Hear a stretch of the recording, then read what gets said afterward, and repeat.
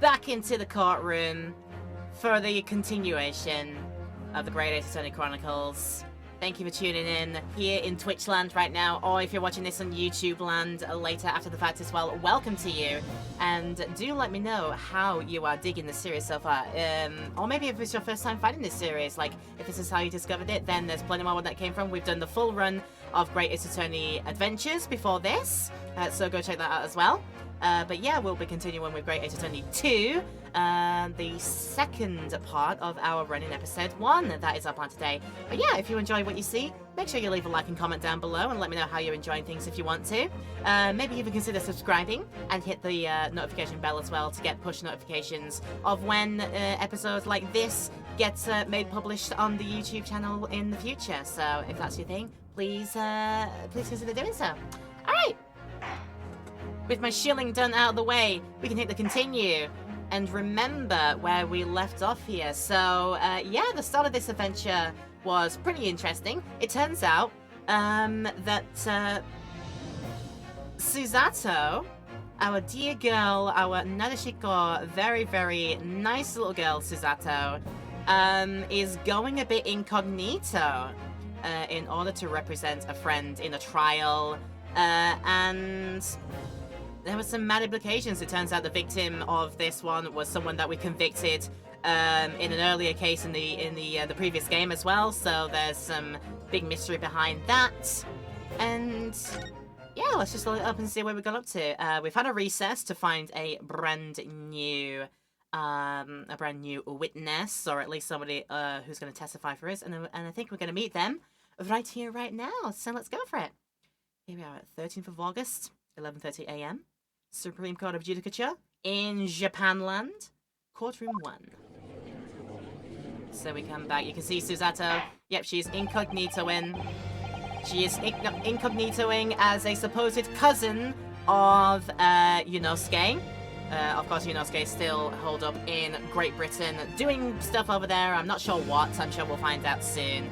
But yeah, Susato going undercover to do this case. And here we are. So, get ready for the voices, here we go. I hereby call this court to order as we reconvene to continue the trial of Remember Me. Prosecutor Auchi, have you summoned the new witness? Before I address that question, Your Excellency, I have some very important news to share. Oh? Oh, what news? And why does he look so happy about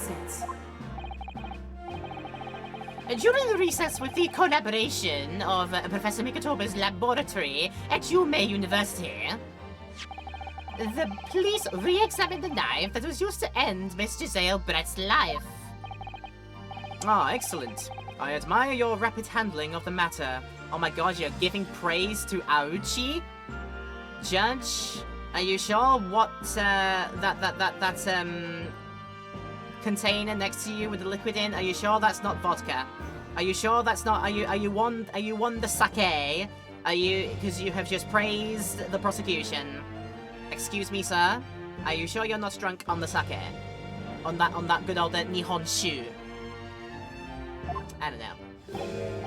Oh, too kind, Your Excellency, too kind! I was merely carrying out your instructions, of course.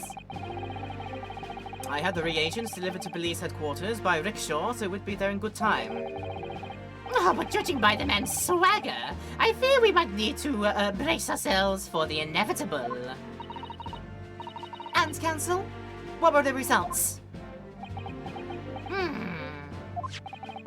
This dagger, which was so cruelly used to end the life of the victim, has no trace of poison anywhere along its blade.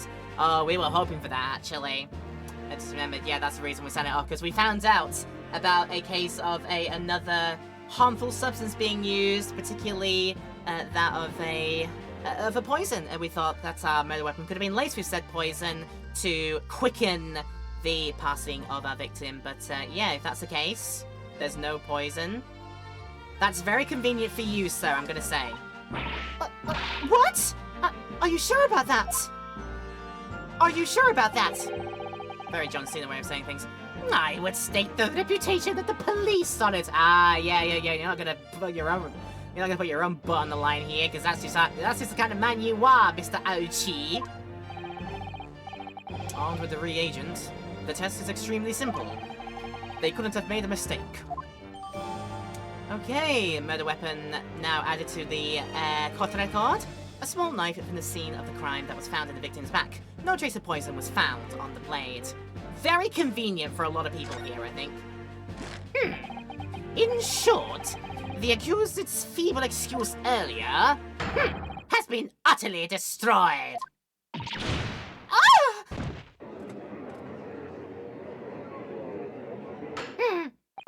Now, the prosecution is ready to call the new witness. Ah, the newspaper reporter who managed to capture a photograph of the crucial moment. Good. Hammer down. Very well, officer, bring in the witness. No trace of poison on the knife? But if that's really the case... How could that toxin have entered the victim's body? we can see. As soon as we meet this... oh, what we should do first? We'll examine... Okay, we're gonna examine what we see in the photo first. So if it's not by way of entering via this... Methinks she was always probably planning to carry the secrets, whatever secret she had, she's always going to carry them to the grave. I think this was laced. That's my theory going on here, because obviously you dropped out like that and such, yeah. But then maybe somebody else came and actually finished the job to say, like, yeah. Just in case you weren't going to, we're gonna take care of matters into our own hands, whatever secret organization or secret force at work is behind all of what we see here.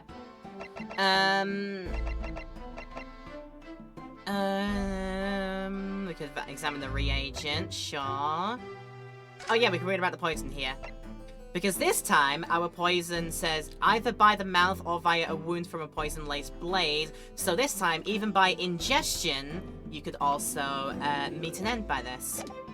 Which makes a difference from the case of the first game, where it was apparently safe to consume via the mouth, but not safe when it was entered into the bloodstream via wounds, via damage like that. So yeah, we'll see where that takes us later, but for now... Witness, please state your name and occupation for the courts. Oh my god, I need a name for this guy. I need a voice for this guy now. Don't know what I see him like a... I don't know what to get this one. I'm gonna go for... Tell you what, I'll just voice him like... Sort of... standardly, and if I get a voice from him later, then that's what I'll go with. We'll go for, like this. Write and mini memo of the show you news.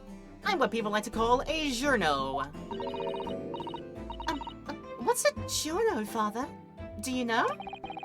It's simply a contraction of journalist. I'm where the news breaks, putting pen to paper to catch those scoops so they are in print in the next morning. Yeah, don't call me the hero of the Herald for nothing. The nice guy of news. Oh, so, it was you who took this photograph, was it? Well, what do we have here? I'm sorry? Oh, brace yourselves, people!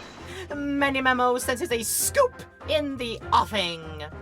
I'm like, why am I veering this voice slightly towards being like Shaggy from Scooby-Doo? Like, gosh, brace yourselves, people! Many Memo senses a scoop in the offing. But not as like Zoink Scoop as Shaggy is in the show. Just like a bit more confidence to him, I think I'll give him. Female students set up to foul play by defended by curiously handsome young lawyer in Supreme Court. Oh, the readers will lap this up. We'll sell it above the fold at 72 point in the 5-leg format in the morning edition. Alright then, let's start with your name. Oh, it's Yutaro Naruhodo. Next, what made you want to become a lawyer? Well, I wanted to reform our country's legal system, I suppose. Yutaro has suddenly become very ambitious, I see. I just borrowed Kazuma-sama's dream for a while. By the way, my name is Taketsuchi Aochi. That's Taketsuchi Aochi. The so-called dark horse of the Supreme Court. My objections strike fear into every defense lawyer's heart.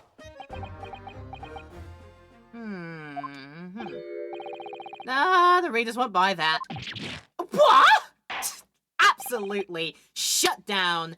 There you are. That's how we do it. Gotta love when the prosecution gets, like, done in like that. That was just... that was very satisfying to me. Witness? Yes? What this court demands to know is whether or not you were responsible for the taking of this picture. It was delivered anonymously to the Imperial Police Bureau only yesterday. Yeah, it was there. When we got this photo in, there was, no notes as to say who sent it. But it's very, very incriminating for our person we're trying to defend. She's claiming she's only pulling the blade out to try and like save from poisoning, but you know, people read it very ways. Yeah, I wouldn't be a journo if I didn't click when presented with a scoop like that now, would I? Like, sometimes stories call out to me, sometimes I have to chase them down, but either way, you've gotta be fast. Fast legs to run with and a fast hand to write with. It's no good if you don't note it down, I always say. That's what I call my many-memoism. Many-memoism? Ah, yes. I remember your face. We met that day when you were interviewing myself and Soseki-san. Yes, right! That was me, Many-Memo again! But you were supposed to be going back to the Shoyu News offices after our meeting. But the scoop is... I didn't. Because that Englishwoman's words had piqued my journalistic interest. Miss Brett's words? A criminal, left to do as she pleases, just because she happens to be a British citizen. It's horse dung! This country's judiciary is rotten to the core! The Supreme Court's rulings aren't worth the paper they're written on. The police are just imperial pawns. Stay your tongue, young man! There are complex political issues at play! Or maybe your justice system does actually suck. I don't know what to tell you. Well, anyway, I quickly jotted down those words she said in my memo pad. Are you ready? I'll read it out. It's all here. Right, here goes. I should like to go with everyone to see your country's coast. A serial criminal going on some junket? The people need to know about this. That's why I decided to sneak after them. To get the woman's story so I could hammer her in the press. Do you mean to say that you did indeed witness it firsthand? The grim scene portrayed in this photograph? Oh yes, I started with my very own journal eyes. From start to finish, through the viewfinder of my trusty camera. That has a broken lens, it seems, or something like that, because both times there's like those lightning strike looking cracks in them to the side. It's on the right side of the paper, right side of the photo. What looks like a lightning bolt. My thinking is cracked lens. Same if we look at the article on the paper. It's there as well, same exact shape. Yeah, this guy got a dodgy camera. I wonder if the dodgy camera will mean something when we get to pressing him. So let's continue. Thank you, Memo-san. You will now give a formal testimony before the court. You will state exactly what it is that you witnessed of the events surrounding Miss Brett's death. Give me the hot scoop! I got that hot scoop, it's right here! Because the camera never lies! The beachhead was made of shoddy old reed screens, so there were plenty of gaps I could see inside through. The English woman was sitting on a stool when the student girl came in and started arguing with her. Seconds later, the girl pulled out a knife, throwing the English woman to the floor as she stabbed her in the back like gosh! My smoldering journalist spirit burst into flames! Quick as a flash, I went to my camera, ready to click. I pulled apart the rough weave of one of the screens and poked the lens through for the perfect shot!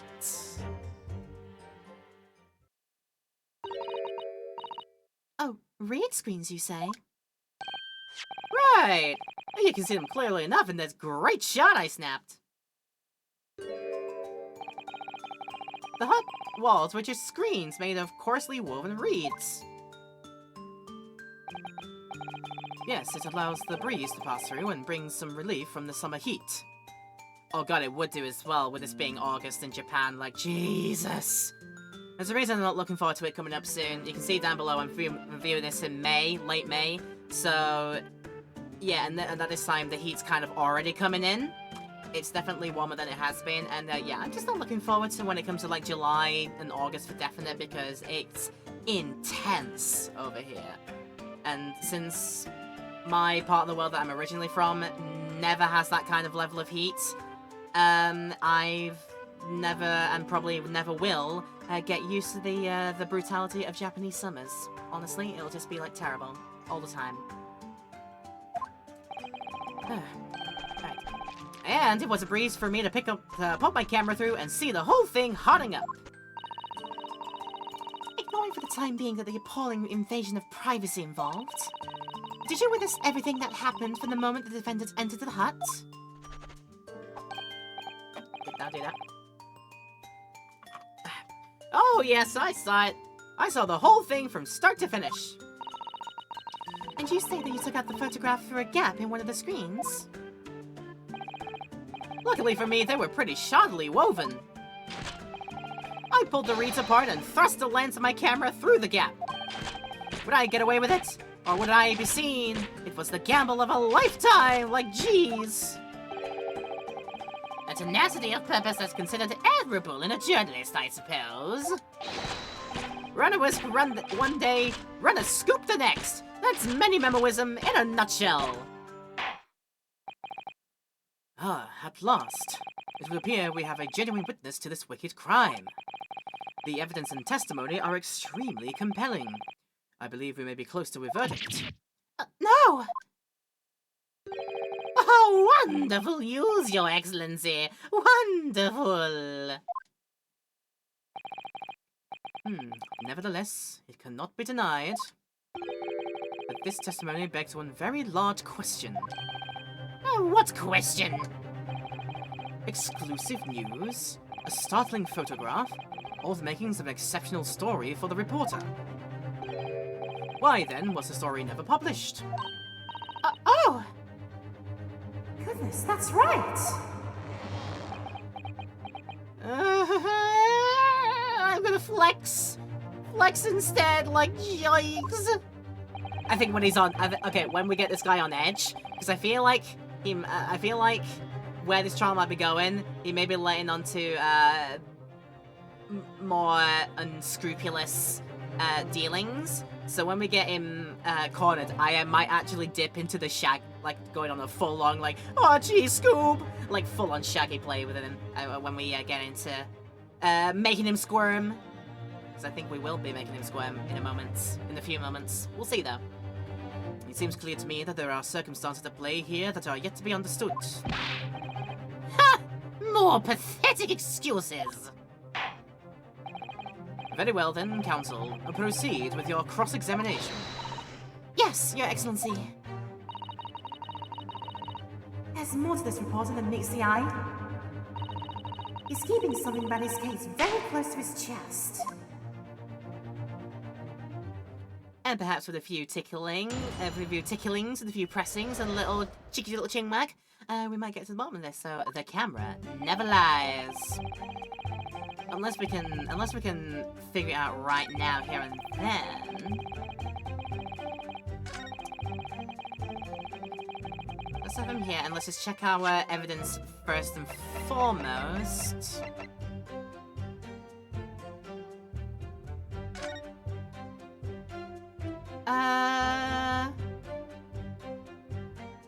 Yeah, I don't think there's any precedent on the fact that, really, you could push a camera lens through a big enough hole like that. I don't think there's any precedent in that because... pointless. Yeah, I think let's just press him. Hold it! Hold it! What made you want to see what was happening inside the beach hut in the first place? Oh, like journo instinct. Can you think of a better reason? Oh, I don't know. Perhaps because as well as being a proven criminal, the person inside was a young woman. Oh, I see where you're going with this. Brace yourselves, people! He's pitting the journo as a voyeur! It's hardly slander, sir.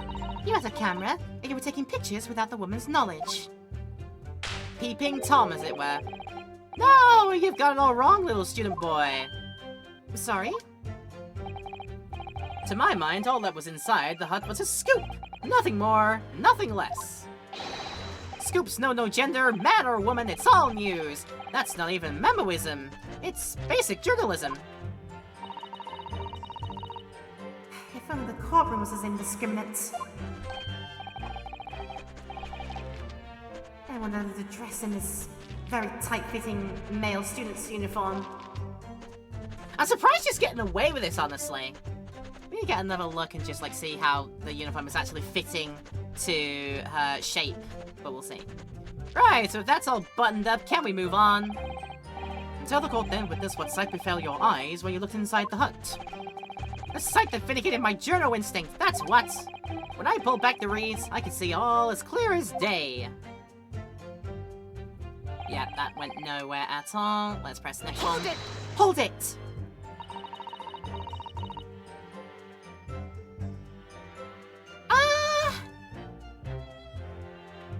I mean, she could probably pass.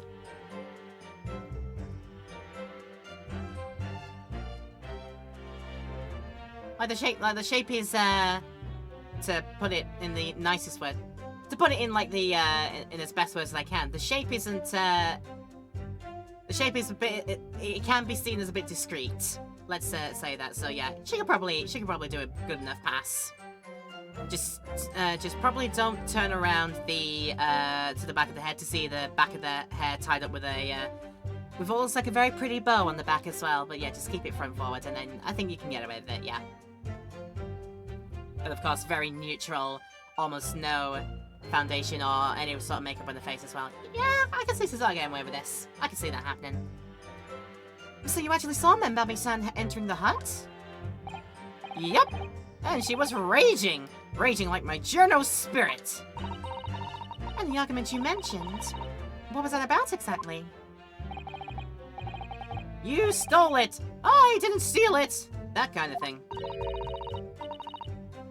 You're talking about the poison, I suppose. The student girl walked right up to the English woman and really started laying into her. I mean, if she'd laid into her anymore, there would have been eggs! The man should have been an author. His descriptive talents are wasted on journalism. But the student's rantings fell on deaf ears, like a Japanese person listening to English for the first time. He really ought to work on his similes first, though, to be honest. Anyway, the point is, that woman in the dock was mightily angry. And her temper finally got to the better of her, it seems. Dear me. Which was the climactic moment that I caught on film.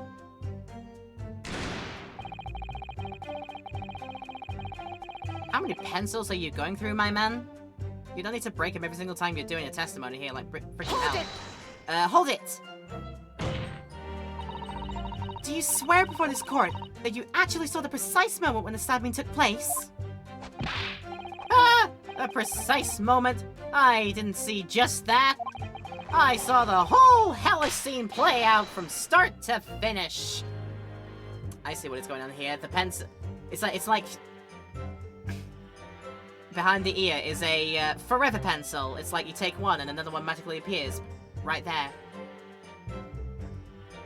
It's like if you're like playing a video... Like actually playing a video game, you take something out of a tray or something that looks like it's just stuff with them. You take out one thing, and it turns into one thing when you pull it out. It's sort of like you have like a tabletop RPG. a tabletop simulator kind of thing. You know, if you have a bag full of like counters, or a bag full of dice, or a bag full of cards, and you pull out one card, and it's like, yeah, there's always going to be some left over. It's not like that. Anyway, you saw the whole scene, did you, huh? I have here a simple plan of the beach hut. Perhaps you could use it to explain to the court exactly what you witnessed. Oh, silent on the matter, huh?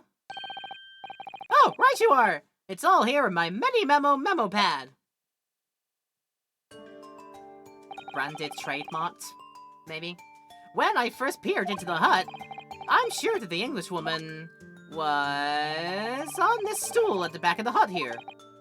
Yes, the accused's own testimony confirmed that. She just sat at the back of the hut, smiling sweetly, is what I have noted down. It's my turn to testify now. Try not to interrupt. Memo pad. Try saying that 5 times fast. Memo pad, memo pad. Yeah, I can't do it. Then, the next moment as I was watching, the evil student girl entered the hut. After a while, the pair of them ended up in the middle of the hut, arguing furiously. The Englishwoman went for the student, but the girl dodged out of the way. And then, and in a flash, plunged the knight into her adversary's back as the two passed each other. Hey, Gimsu, welcome in. Thank you for the hugs as well. What you describe is a grim crime indeed. Never sugarcoat the truth! That's what Memimenism says. Alright, plan of the layout for the hut was added to the record. Thank you for that, that might be useful. By the way, Memimeno-san, whilst you were watching that terrible scene unfold before your eyes through the gap in the screen, did it not occur to you to try to prevent the tragedy rather than capture it on film? Journos have to be observers! We can't get involved! That's our raison d'etre! So you didn't converse with Miss Brett at all? Oh, obviously not! An observer always remains on the outside, looking in! And that's something to be proud of, is it? Your Excellency, if I may. Yes, Professor? I think the witness's last, expertly phrased statement should perhaps be added to his formal testimony. Father, what are you... Shush, Susanna, I think she's trying to help you out here. I think she's trying to help you out, love. I will grant the defense's request. Memimeno-san, you will supplement your formal testimony with the aforementioned statement. Well, nihilism is the foundation of Memimemoism, but I'll gladly prove my words aren't meaningless. So we can press it right on the end here. I never once set the foot in the hut, nor spoke with the Englishwoman. I was there only as an observer.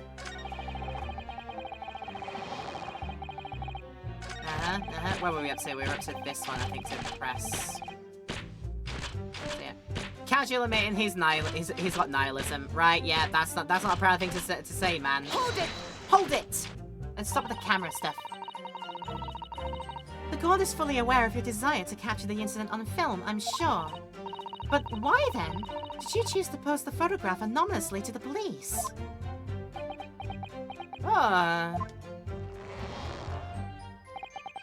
I'm afraid I don't understand the word that's coming out of your mouth. I'm asking why, as a journalist, you decided not to make a story out of the incident. Think of me as a sculptor who makes art out of the sordid private details of other people's lives. Again, that is not something to say out loud and be proud of, sir. But I never discuss my own personal life on principle. I mean, that's basic Memimemoism. It's not something to boast about. No doubt your burning desire to see the truth exposed and justice done was what motivated you. That's it! That's brilliant! My burning desire to see something or other exposed. There has to be a good reason why he didn't think to write an article about what he saw there. By your own admission, you were outside the hut. How then did you manage to take the photograph? Oh, yeah, that. I'm glad you asked. By pulling apart the thing, yeah. Pull apart the rough weight of the screens and put the lens through the fur for the perfect shot. Yeah, talk about that a bit more, please. Hold it! The two women inside didn't notice? Ah, obviously not. If they had, where would I be right now? In jail, that's where. Would you think he would make you reflect on what you were doing? Nope. A journal's job is to collect little snippets of life as unobtrusively as possible. Leave nothing but footprints, take nothing but photos. Yes, that's spot on. Did he just make that up? He's a journal, probably he does make a lot of stuff up. Oh, snap! The point is, the witness risks life and limb to obtain this photograph. And this photograph reveals the whole truth. There is nothing more to be said. It really is, that's it. But then let's talk about what you're on about in here. This new thing that you have said. Hold it! What about it? Hold it! Really? You didn't set foot inside the hut at all? Are you quite sure about that? I think you may have the wrong impression of me. We're talking about a murder scene here. My nerves were stretched to breaking point already. Oh, I see. So you were scared? Oh, maybe I did have the wrong impression of you, yes. It was all I could do to stifle a scream and hold my hand steady enough to snap the shot. You really should have summoned help before thinking of your camera. Many memoism and humanism don't always agree. You say things that are incredibly criminating otherwise, my dude. What is wrong with you? And most of the time in those instances, many memoism comes out on top.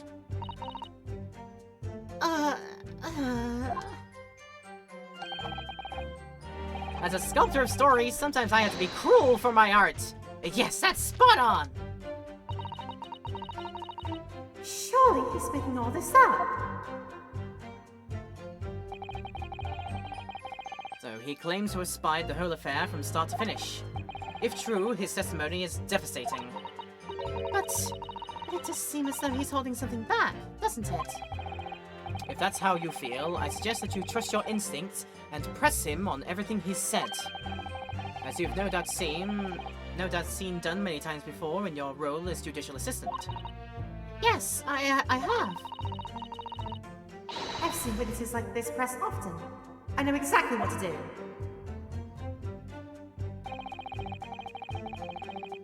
Yeah, which I did here, so obviously there's something in this. Something in this. Not supposedly interested, I was there only as an observer. Is there something about this that...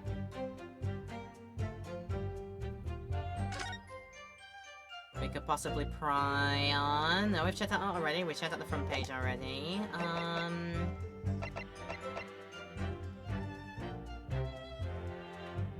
That's not your own one then.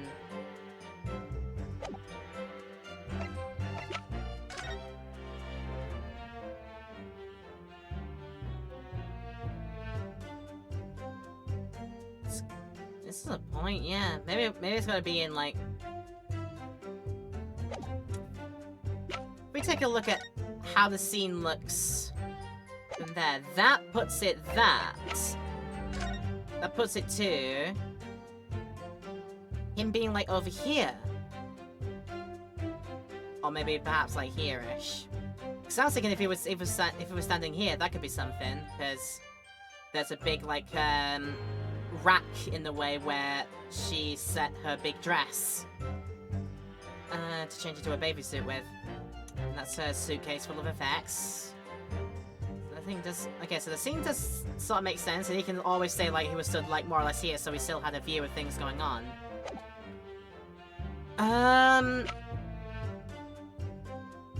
Yeah, this is interesting. We never did examine the knife fully, did we? Is there anything more to examine on it? Let's have a look. Ah yes, this must be the victim's blood. Oh dear. Blood is never a pretty sight, is it? I'm having to fight the urge to run it under a hot tap and get it clean. You've always been fastidious about cleanliness, haven't you? I think this is something else, Father. You would think it is something else, eh? And there's nothing else to... Yeah, nothing else further to do in that. But then there is the stuff in here. There's a label on the front. This is supposedly the reagent that is meant to be able to identify poison, so... Yeah.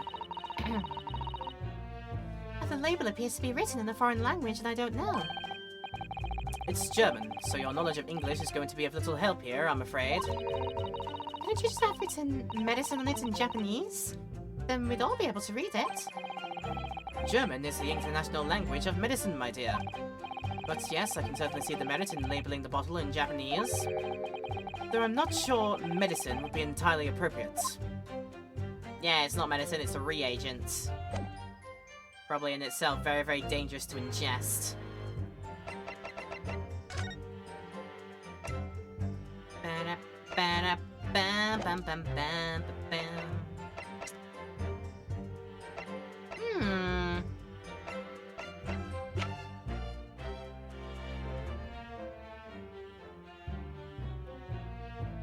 I never once set foot in the hunt, nor spoke with the Englishwoman. I was there only as an observer.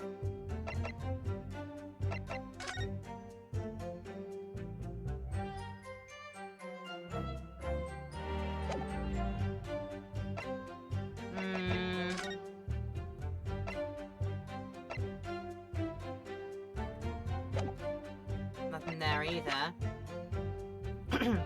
Gosh, I must have had this. I must have had this as a clue to something. Maybe it's not the last statement I've got to press. There were plenty of gaps I could see inside through. Was sitting on a stool when the student girl came in and started arguing. Then she pulled out a knife, throwing the Englishwoman to the floor as she stabbed her in the back. My smoldering generator burst into flames. Quick as a flash, I whipped my camera, ready to click.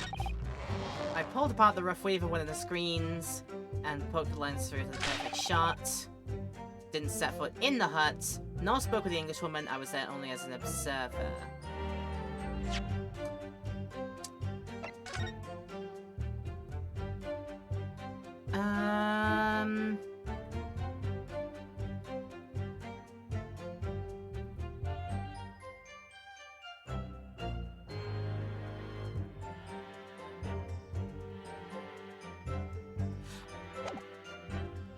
You know what I just realized?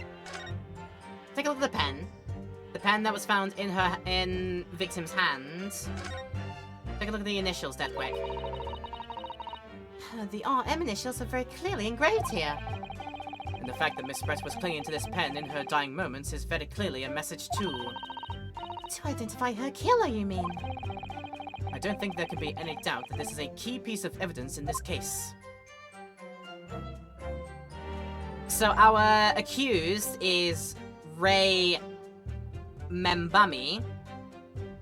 But this guy's name in the record, he went by Raiten Menimemo, which are the same RM initials.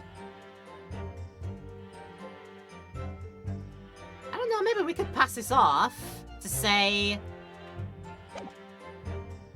Oh, this is something to mull over, actually, because, yeah.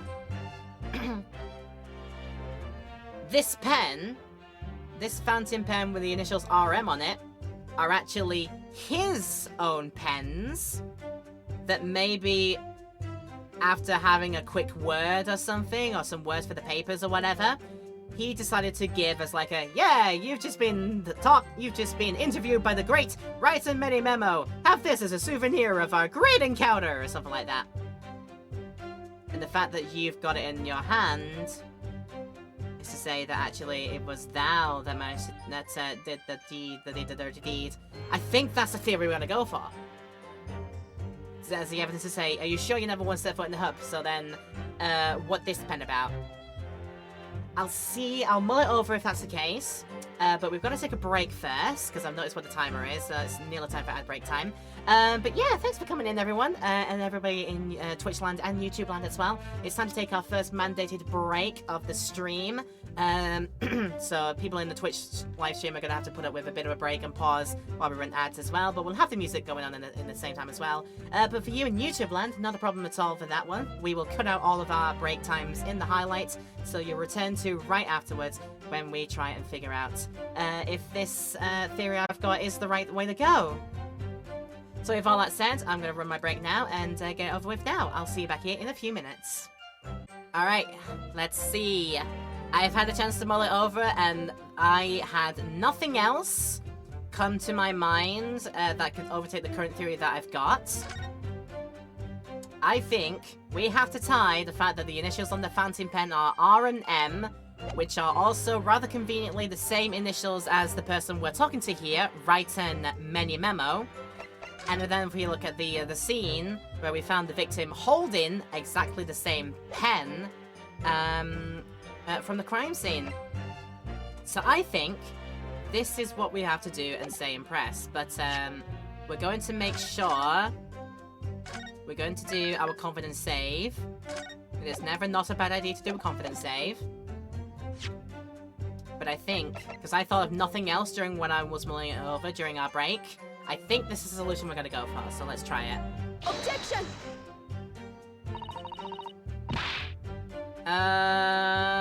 Hold on, did I don't think I put it in the right place. Did I press the wrong statement? I might have pressed the wrong statement. Give me a moment.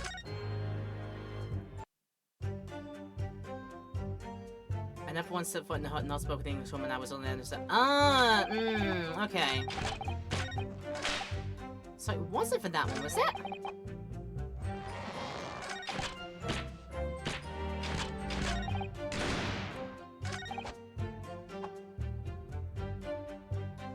So that wasn't it.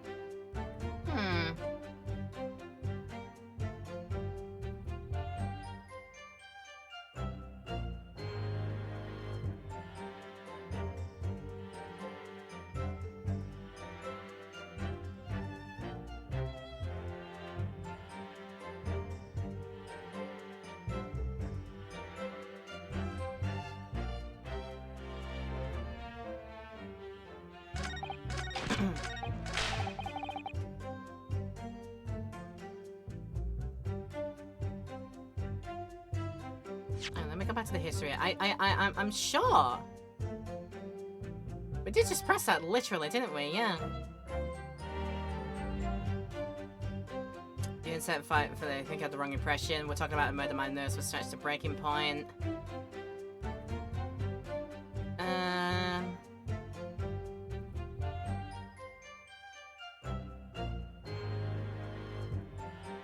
But I have pressed and everything, didn't I? Unless he now says something new after going through everything. So let's just very quickly see things. Hold it! So give us a moment here. Genuine suit, better reason. This is where we accuse him of being a peeping Tom and the voyeur. And this. Yeah, this is going nowhere.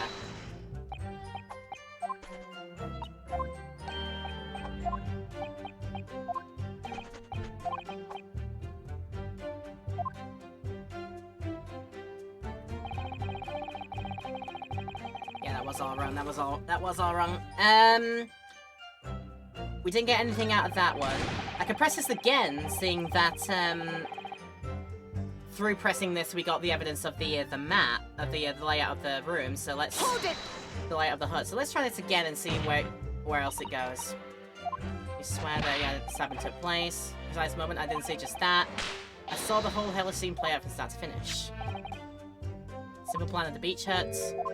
You could use it to explain how it happened. So you'll hear in the paths. So let's have a look at it again. When I first peered into the hut, I'm sure that the Englishwoman was on the stool at the back. Yeah, there's no getting away from that one. The next moment, as I was watching, the evil student girl entered the hut. After a while, the pair of them ended up in the middle of the hut, arguing furiously. There's a dodge of an attack. And then, apparently, that's how... And then afterwards, put the knife in the back. Okay, then. Well, you described the grim crime indeed. Don't sugarcoat the truth. That's what we say.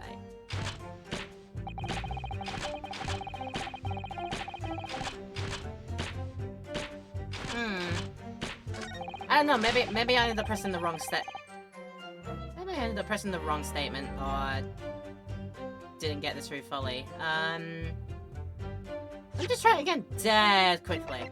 I might have been on the wrong statement entirely, so let's try again. Oh, no wait, not like that.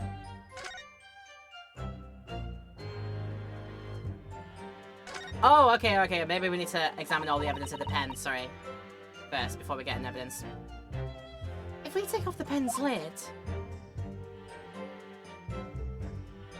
It is indeed fountain pen.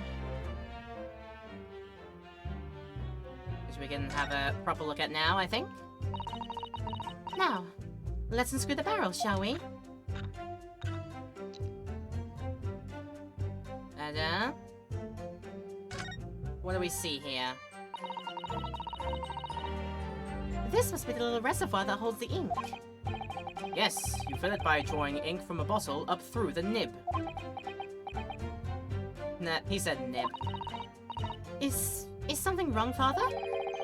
Just that there doesn't actually be any ink in there, that's all. Oh yes, you're right. It's pretty much empty.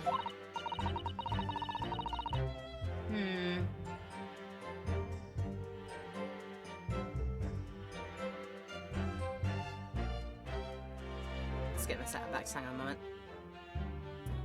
Well, it could be on the verge of running out, I suppose. Details about the pen updated, apparently. Bearing the initials RM that has a small reservoir inside into which ink can be drawn. There's a very small amount of liquid still inside. Very hard to see said liquid, but there we are. Yeah, we've already talked about the initials. Can we talk about the... Oh, yeah, the stamp at the front. Okay. There's some sort of emblem here, look. But it isn't a Yume University one. It must belong to some other organization, I suppose. A business of some kind. But that would seem to imply that the pen doesn't in fact belong to Ray. And then that was updated now. With an emblem of some description that does not tie to it being a university pen. So maybe now we can put forward to say that this could be Raiten's pen that we're meant to incriminate him with here, so... Yeah. I had the right idea, but I'm just falling into the trap sometimes, I think, of not fully examining all of our evidence on hand. Because it doesn't have the correct details on it yet, as updated by all the things that I look at. So I think now, if I press this, we should be good. But again, can't hurt to confidence save. I've got to stop forgetting and get that into my head a bit more, I think, that I need to fully look at the evidence before, like, pressing on and seeing there, because there's a detail that could be missing because of the fact that I haven't, seen everything about a piece of evidence yet, and thus not got the right details. It's a faff sometimes, but that's how they did it. So I just gotta think like this game wants me to think, and do what this game likes me to do. But now I think I can present this and say, Objection! Hey, objection! Menimemo-san, until now, I've had a firm belief that newspapers are in the business of uncovering and publishing the truth. You're spot on there. The press doesn't lie, which is why I'm proud to wear the emblem of the Shoyu News on my Hey yo, yeah, that's the emblem of Shoyu News. So that is not a university pen. That is your pen, sir, or at least the pen of your organization, which very conveniently has the RM emblazoned on it. So yeah, that's your pen, you fool. In a way, that's more Menimemoism. Sadly, though, It seems the journalists who writes for those papers don't always share the same passion for the truth. What are you suggesting with those recriminatory words, Council? Show me your news! Yes! Come on! Oh, dear me. Honestly, yeah. Memo-san says, do you recognize this fountain pen?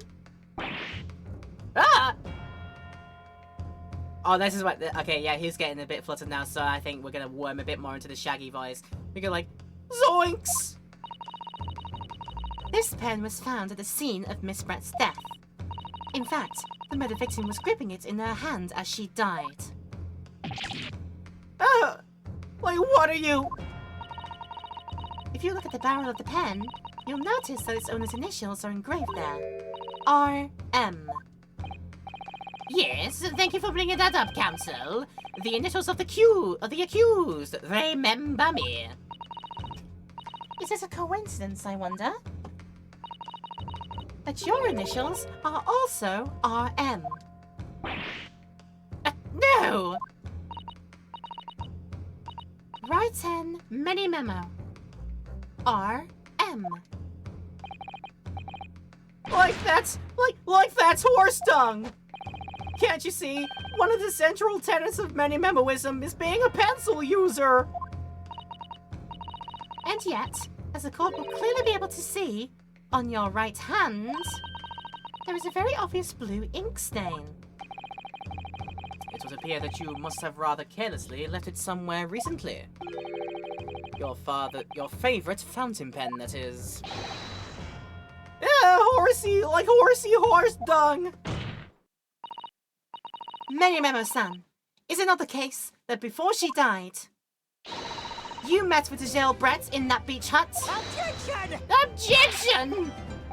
Why should we have to listen to this absurd nonsense? It's nothing but another excuse! Exactly! Shoyu News will stand by me all the way! I deny everything! There must be as many people with the initials RM as there are stars in the night sky! The defense has neither the time nor the inclination to count every star in the sky. Oh, look at it, like, confident back pose. It says, like, haha, yes, I've got it. You know, Susanoo, you pull it off so well, I'm all like, you go, girl. And there's no need, anyway, because this pen has some more to tell. Yes, there is another clue. A clue that undeniably proves who its owner really is. In that case, Counsel, the defense will now show the court where this alleged clue lies. Of course, Your Excellency. The clue on this fountain pen that clearly reveals its owner's identity is... I'm gonna guess the emblem that's on the back end of it here for the news organization. Got it! Got it! As well as the initials, there is also an emblem on this fountain pen. An emblem that you will of course recognize, Memo-san. Oh, what? Oh, goodness me! It's the emblem of the Shoyu News! Oh wait, show you as in show you. Not as in... I mean, you could also read it as, like, I don't know, the soy sauce news, because that's how it translates from Japanese. Shoyu is soy sauce. But yeah, show you the news. Oh, I'm missing on so many nuances, it seems. And when I realize them, I die a little inside. Oh dear. In other words, the owner of this pen is an employee of the Shoyu News, whose initials are RM. Suddenly, the stars in the night sky don't seem so numerous, do they? Well, Memo-san, how do you respond? Like, no! Like, zoinks! Order! Order! Explain yourself, witness! You're in fact referencing the pun. Yeah, I should have picked something. It's me and my slow brain sometimes. Don't worry about it.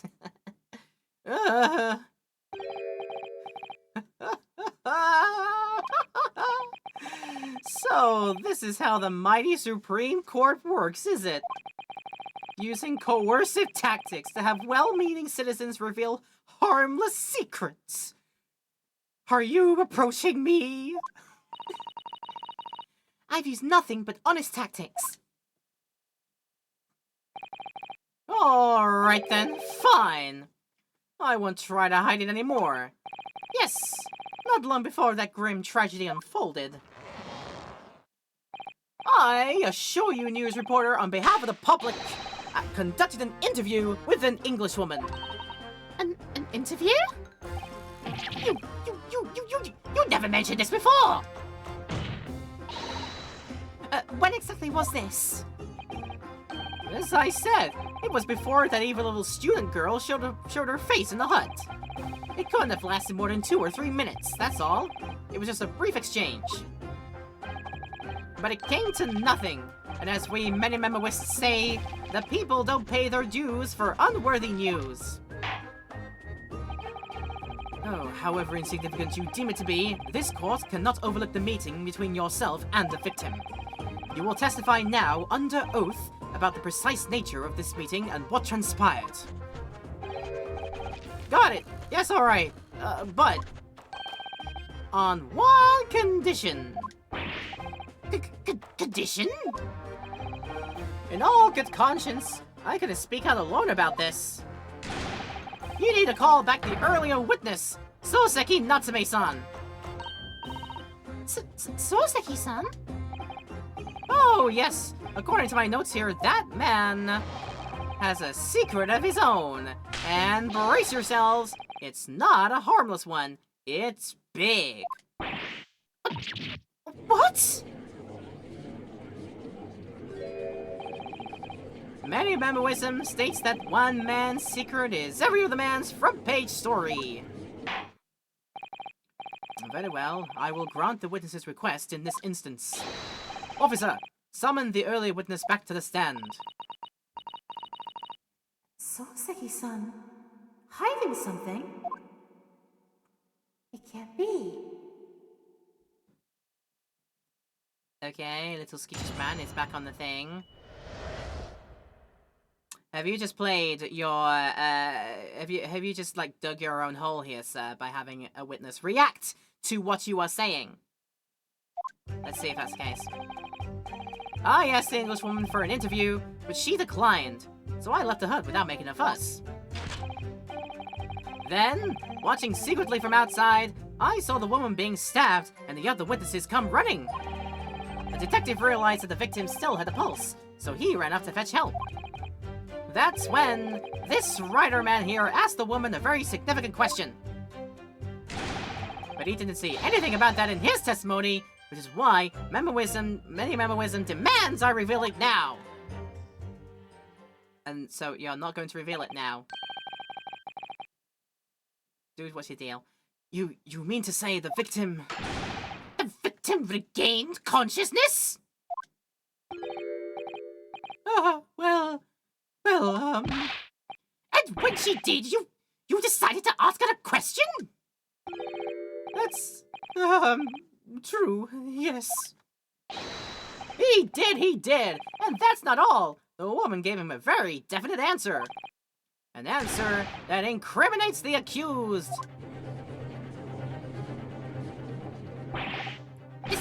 This is preposterous! Why am I only hearing about this now? Why didn't you mention this before, you yokel hack? God, everybody is a freaking yokel to this man. I think this guy probably doesn't like people. It wasn't even a conversation! Yes, I did pose the withering English rose a question. I don't deny it. But she could no longer speak. She was barely conscious even. Counsel for the defense. I expect a thorough cross-examination to be conducted here. This court must and will know the truth. Absolutely, Your Excellency. The report is claiming that Miss Brett's implicated Ray somehow. What on earth could have happened in that hut? 10 huts. Let's find out what happens in the hut. Not the Jabba the Hutt, mind you, because that's a different thing entirely. Okay. for an interview, but she declined, so I left her without making a fuss. I think that at some point here, Soseki is going to be reacting in some way, and then he has more information to spill on that one, so let's just press everything first. Hold it! Hold it! You asked her for an interview, you say? Well, of course I did!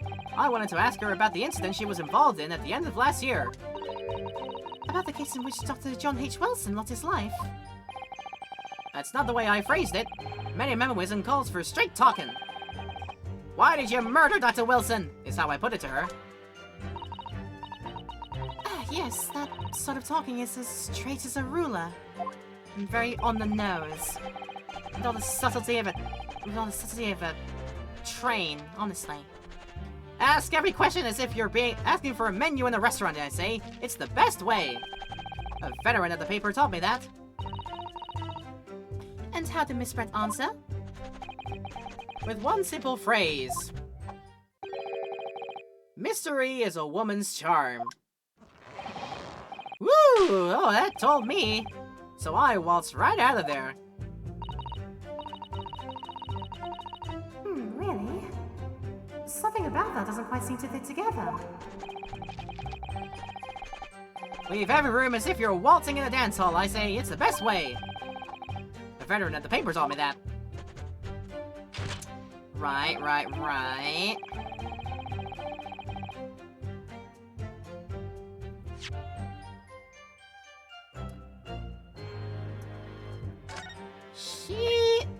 So she said that to say, I don't think that's right. She didn't say what Thou is claiming to have said.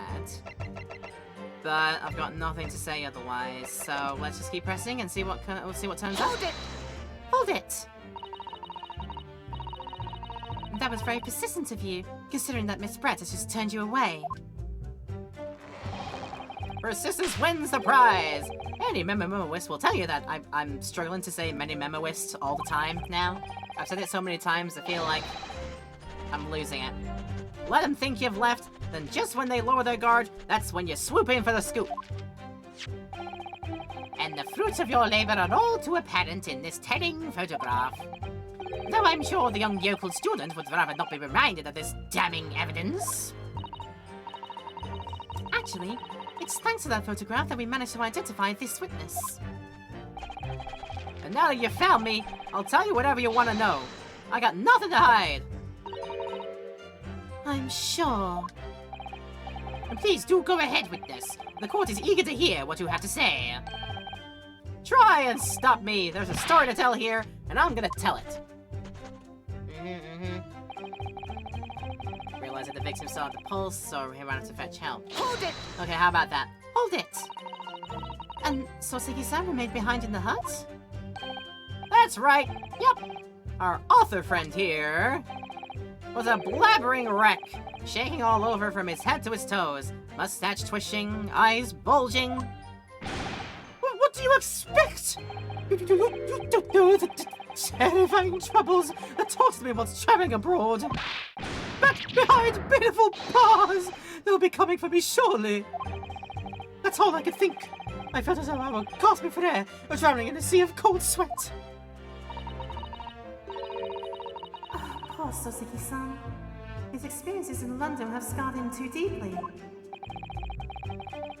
And as the world seemed to closing around me, I quietly recited a prayer to Amida Buddha. Eternal emptiness, empty eternity! The end is coming for me, surely! No sutras are to resound in my courtroom, please. I'm trying to not be religious anymore. We're not Buddhism here, we're like full-on Shintoism. Get that Buddhism garbo out of here. None of Buddhism is bad. I'm just saying it as a joking game, in character.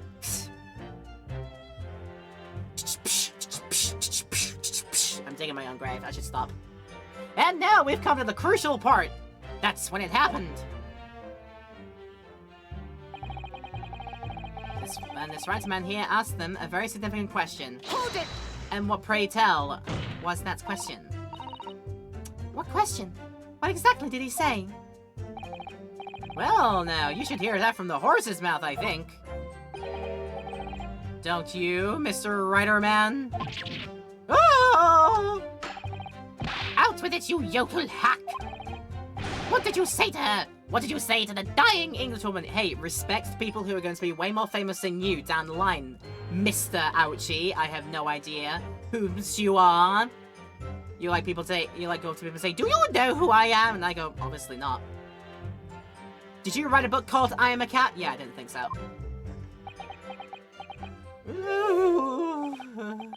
Well, in truth, I've been catching crabs at the water's edge and building castles in the sand, you see. I just wanted to have some fun. Well, the seaside is a place to be at leisure, I suppose, even for a grown man. A grown man is allowed to indulge in childlike wonderment and such. You're allowed to do that, so don't frickin' tell people otherwise, because then you're just a killjoy. You're a killjoy, you're a spoil sport, and you hate fun. But then all of a sudden, from that little beach hut, a young girl's panic-stricken cries for help pierce the air. Ray! I ran up to the beach to see what was happening, to find the defendant leaning over the collapsed victim. As soon as Inspector Hosanaka saw Miss Brett on the ground, he sprinted off to get help. And then, just as a moment later, I heard a faint moan. A moan from the dead Englishwoman. I nearly jumped out of my skin! But what did you ask her, Soseki-san? I asked her, "Who did this to you?" Don't protract this any longer. How did the woman respond? She didn't. She said nothing in response. But...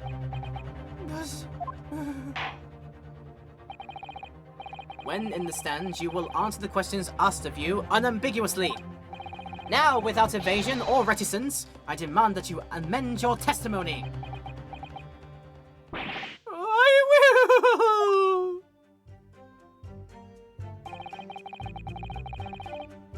I asked her, who did this to you? Who did this to you? But she never replies. Hold it! Okay, hold it on that one. We need more details, Mr. Man. So you tried to find out who the culprit was? He who asks the question is a fool for a minute. He who does not remains a fool forever. And having been labelled a criminal twice during my time in Great Britain, I was quick to make up my mind. Better to be a fool for a minute than remain a fool in prison forever! However, you indicated that the victim failed to respond. Is that correct? I know why. I know why the Englishwoman said nothing. She was ignoring me because of my stupid moustache and because I'm Japanese! Oh dear. Soseki-san has really developed a dislike for the English, it seems. Oh no, he's becoming xenophobic himself. Having read the report in this time in Great Britain, I can't say I'm surprised at his xenophobia. But the Englishwoman didn't ignore you at all! Did she, Mr. Riderman? Well, yes, alright. She did respond in a manner of speaking, I suppose.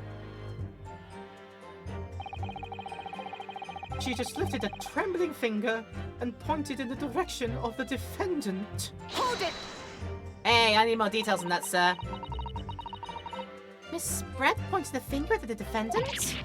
Soseki-san, is that really true?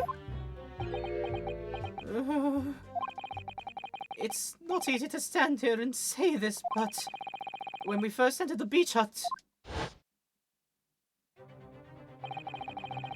the Englishwoman was sprawled on the floor before us, with the student girl standing on the far side of her. And when I asked who did this to you, the Englishwoman summoned her last ounce of strength to point a trembling finger at the back of the hut. Which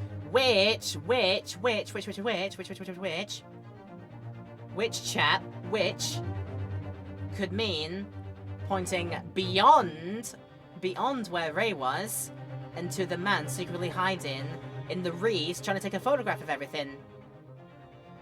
That's my theory.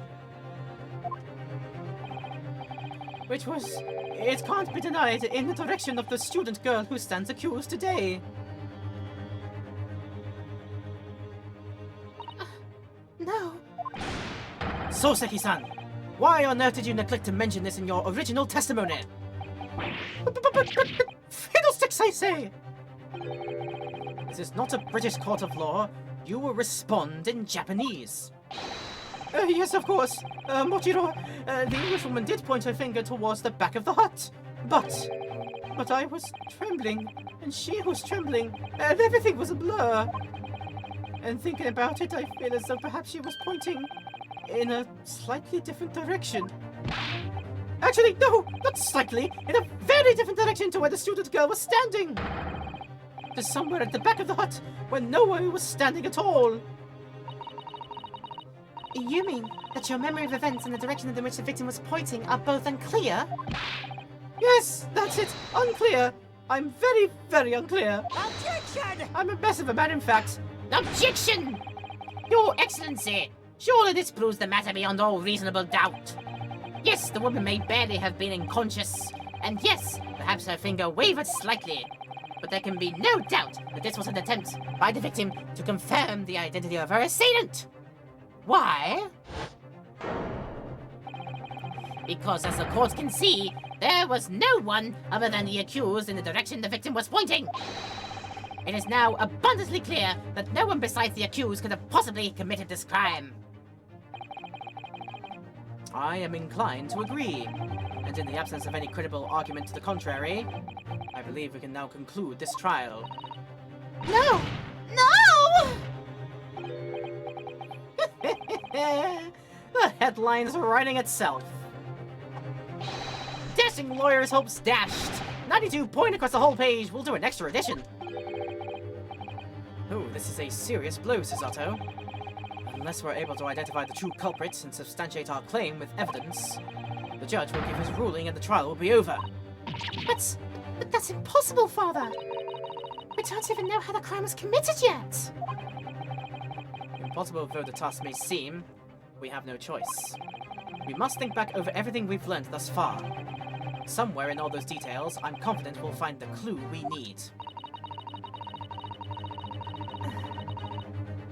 Ray gave us her account of how the events unfolded in the defendant's antechamber before the trial resumed. She told us what happened at the precise moment Miss Brett was killed. The Englishwoman was sitting at the back of the hut, listening to what I was saying. And then, a moment later, she suddenly got to her feet. Before collapsing on the floor in front of me, with a knife in her back. How could Miss Brett have been stabbed in the back in a beach hut that was empty but for herself and Ray? Somewhere amid all the information we've gathered so far, there must be an answer to that question. Hello, Ellen! You missed the last part, Sammy. No worries. It'll be up on places to watch very, very soon. In fact, it might be there on the Twitch channel for the very short time it's there before we have to recycle it for another video because of the hourly limits that we have on uploads and highlights on Twitch now. But yeah, it'll be up on YouTube very, very soon, so don't worry about it. Speaking of, if you're aware of this already, if you're watching this in Twitch land, yeah, the VOD channel is right there. Go ahead and check it out, and you can see all the other uploads that we've done since then as well. We will have this ready in the week after that we broadcast this, so yeah, you can get it right there and then. So yeah, we're looking out for you. Absolutely. How are you doing it otherwise, Alolan? I hope your day's going well. I take it then that the defense has nothing further to add. I am unfocused at the game window, bear with me. So, the gallant yokel student's luck finally runs out. I can't say I'm surprised. In that case, I'm ready to deliver my final verdict on this matter. This is a crucial turning point now. If I can establish what really happened, it's over. Where was the real culprit hiding? And how did he or she stab the victim? Yeah, we've got to be very conveniently behind from back the reads here. At least that's a very good vantage point where he could have done it. Maybe we're like behind this point here, or where she sat on the chair there. That could have been a very easy vantage point. And if you were like here or around here, trying to gather the photo of it happening, like you scooch over here, do a bit of a stabby stab, then go to somewhere else to capture incriminating evidence via photograph. So yeah, I think I know how this could have been done. I know how! Objection! Objection! Ah, zoinks! Your Excellency, I respectfully ask you to postpone your adjudication for the time being. Oh? To what end, counsel? The defense would like to present the court with an alternative theory. An alternative theory that can explain who the victim was actually trying to implicate with her dying gesture. Objection! Objection! An alternative theory? Ha! None exists! Objection! Objection! There was someone else present at the scene who could have committed this crime. What? And the victim, Miss Brett, tried to reveal who it was to those around her at the time. By mustering all her remaining strength and pointing a trembling finger in the killer's direction. This is fiction! Fantasy! Very well, as you seem so sure of yourself, counsel, I am prepared to hear your alternative theory. So, young Yutaro Naruhodo, Yes, Your Excellency. you will present your latest theory to the court by means of this plan. At the moment the victim was stabbed, where exactly are you proposing the culprit was concealed? Directly behind chair. Look, die right behind here, surely. Take that! Take that! Naruhodo-san would never give up. And I'm in Naruhodo now. The true culprit who fatally stabbed Miss Brett was concealed in this location here. Are you mad, counsel? You're suggesting the culprit was outside the hut? You heard it from the horse's mouth, as it were, that you could easily pull apart the reeds of the hut to get a good vantage to go like, eh! Right in the back of somebody. You know? It ain't that hard to think about if you honestly think about it. So there we have it. Our little reporter boy about to report his own murder that he committed, I think. I was like, what? Yep, everybody is bereft because my theory is so good. Order, order, order! But student lawyer Naruhodo-san Esquire! That makes no sense at all! You just pointed out the exact spot where I was hiding to get my scoop snap! But I didn't see any suspicious individuals loitering about. I can swear to that! Because that's a suspicious individual was thou self! Obviously, if the culprit had been outside the hut, there is no way that he or she could have stabbed the victim who was inside the hut. Actually, Prosecutor Aochi, there is a way. Oh, zoinks! And, in point of fact, the defense can provide evidence strongly suggesting that is precisely the way Miss Brett was killed. You're bluffing! You're bluffing, you! Stop being mean to the defense attorney, prosecutor.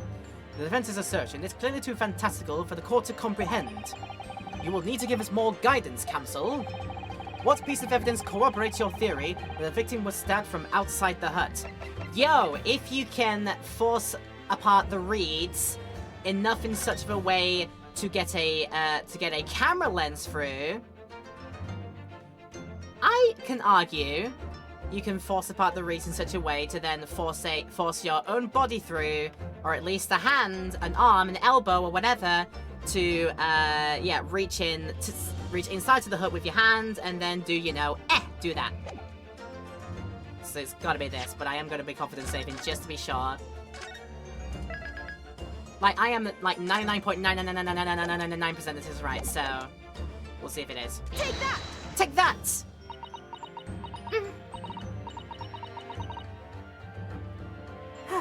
Well, I presented it now. But I haven't the first idea why I chose this piece of evidence. Counsel, you're suggesting that this piece of evidence bears out your theory as to how the victim was stabbed? It's of a windfall, Your Excellency.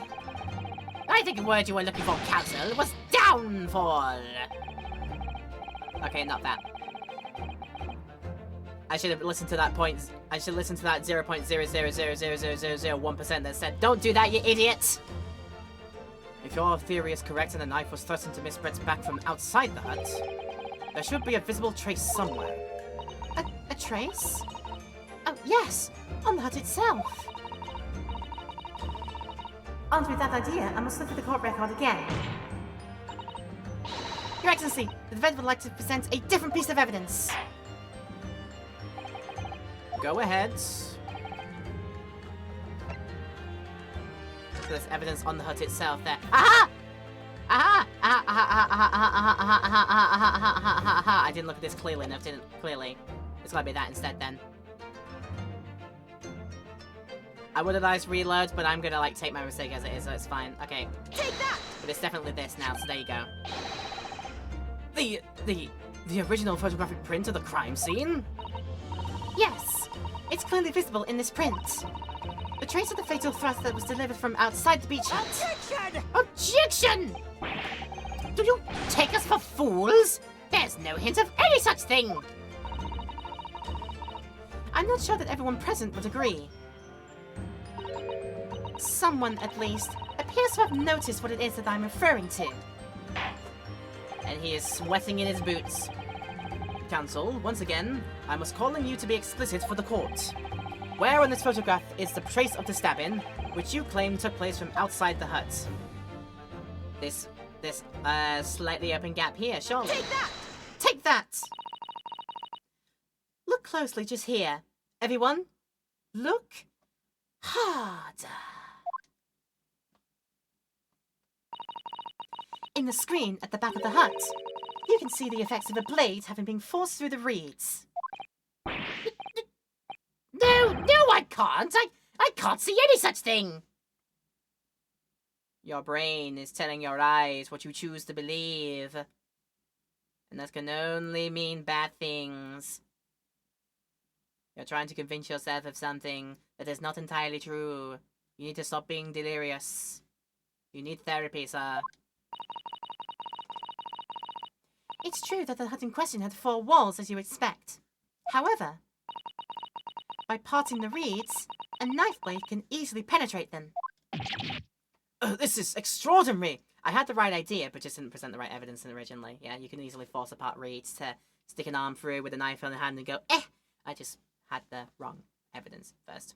I should have looked at everything more clearly. Again, I'm falling into the trap again. I'm so sure that I'm not looking at all the evidence thoroughly and clearly to have get a good idea of it. Sometimes you just gotta like double check and make sure that nothing else could jump out at me. Yeah, that's how it be sometimes. That's fine. Yes.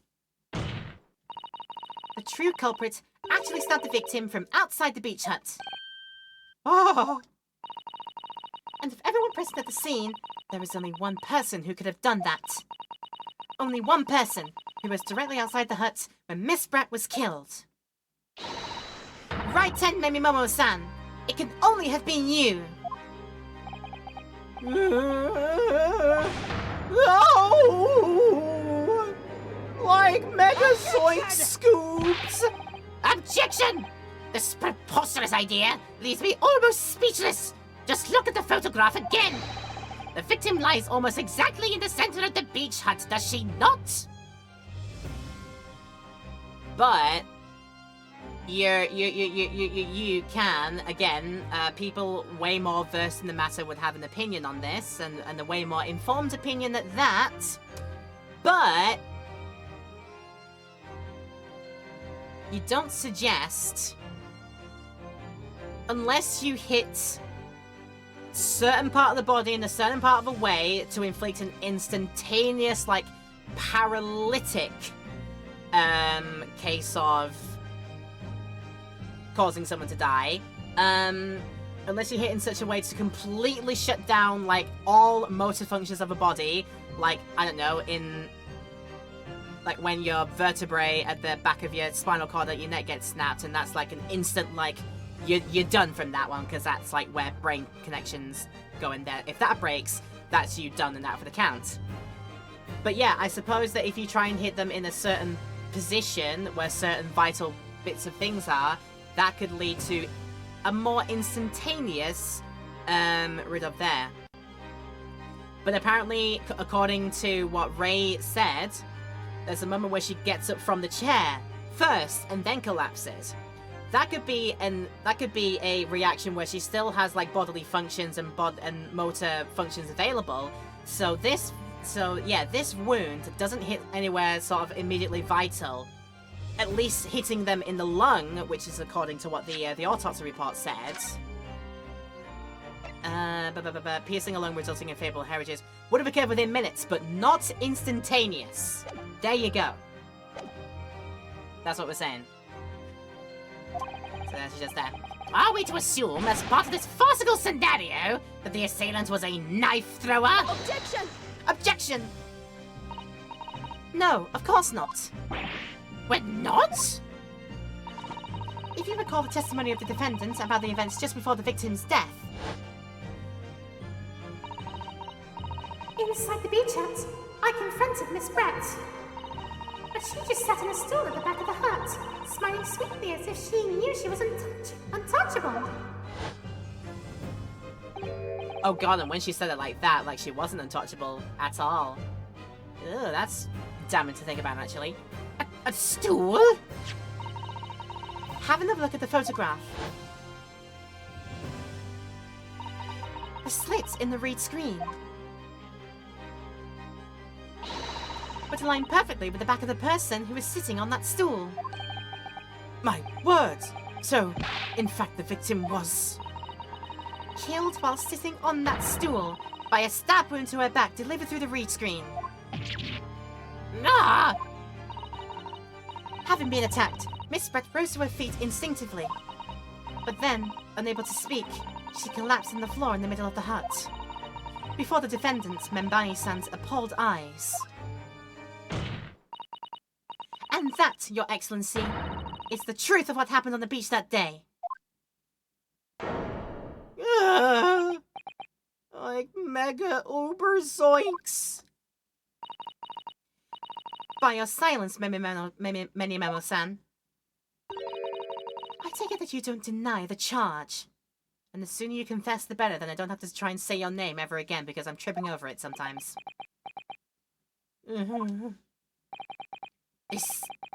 This is...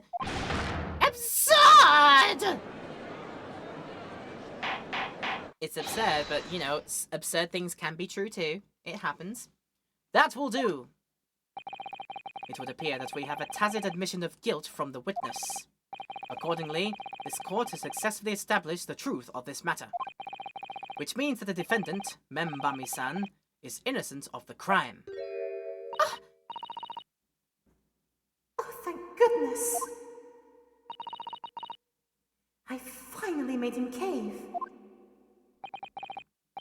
I must say, I've never been more proud.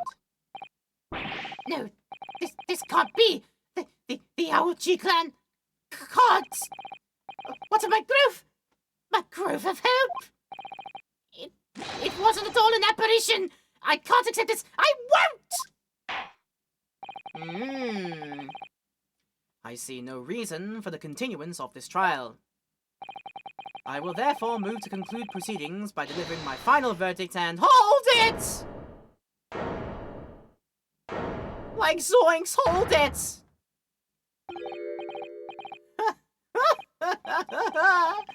Well, this is all very convenient. This is how the highest court in our mighty empire delivers justice, is it? Suppressing well-meaning citizens' freedom to speak and branding them as criminals? Well, I mean, if you are a criminal, then, yeah, I'd say it's our God-given right to, you know, stop what you're saying. We've established that the victim was stabbed from outside the hut, through the reed screen walls. And no one but you was in place at the time to have this hand on the hilt of the blade. It's a perfectly logical deduction. So, your argument hinges on the location of whoever stabbed the Englishwoman, does it? Well, it seems a little irrelevant now. It irrelevant. Where she was stabbed, how she was stabbed, it doesn't matter. I mean, whether she was stabbed at all makes no difference if you think about it. After all, this trial's already shown the whole thing hinges on something else.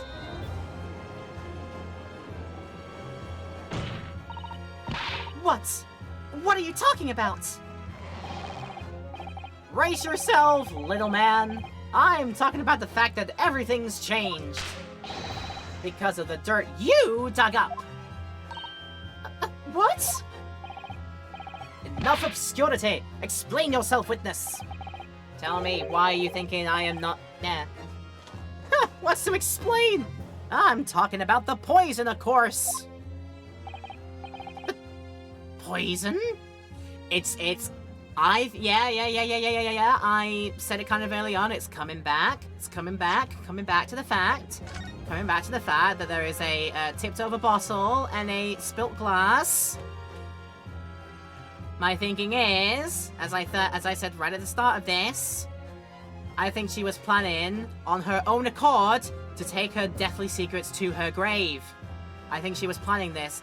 This is a secluded way to do it without the noticing of anybody nearby. But then, yeah, through the back of those back of the read screen, through the gap, somebody else took a more direct approach to ensuring she keeps her secrets to her grave. I think it's going to come back to this. So there we are. Back to the poison. Let's ask the professor for a comment on the situation, shall we? I understand that the deadly poison you were developing was stolen from your laboratory, correct? And it's been shown that this poison was administered to the victim, Miss Brett. Is that right? That is correct. The unusual constriction of the victim's pupils are a sure sign that this particular poison was used. I see. So presumably that means that the victim already had the poison in her body before she was stabbed. Given that her pupils were clearly constricted, it seems highly likely, yes. If she had been dead already, the poison could not have circulated in her blood.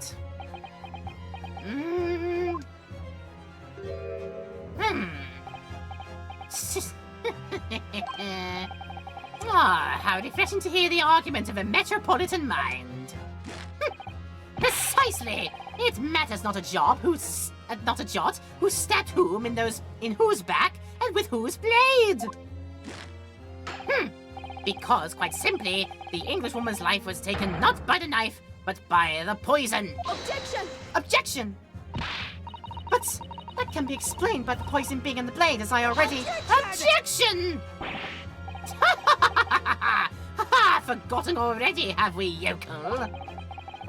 During these very proceedings, the laboratory of the professor at your side assisted in proving that the blade of the weapon used to attack the victim had no trace of poison on it whatsoever. So let me get this down. The facts, as skillfully established by the defense in this trial, turned out to be a headline-making red herring. Is that about right?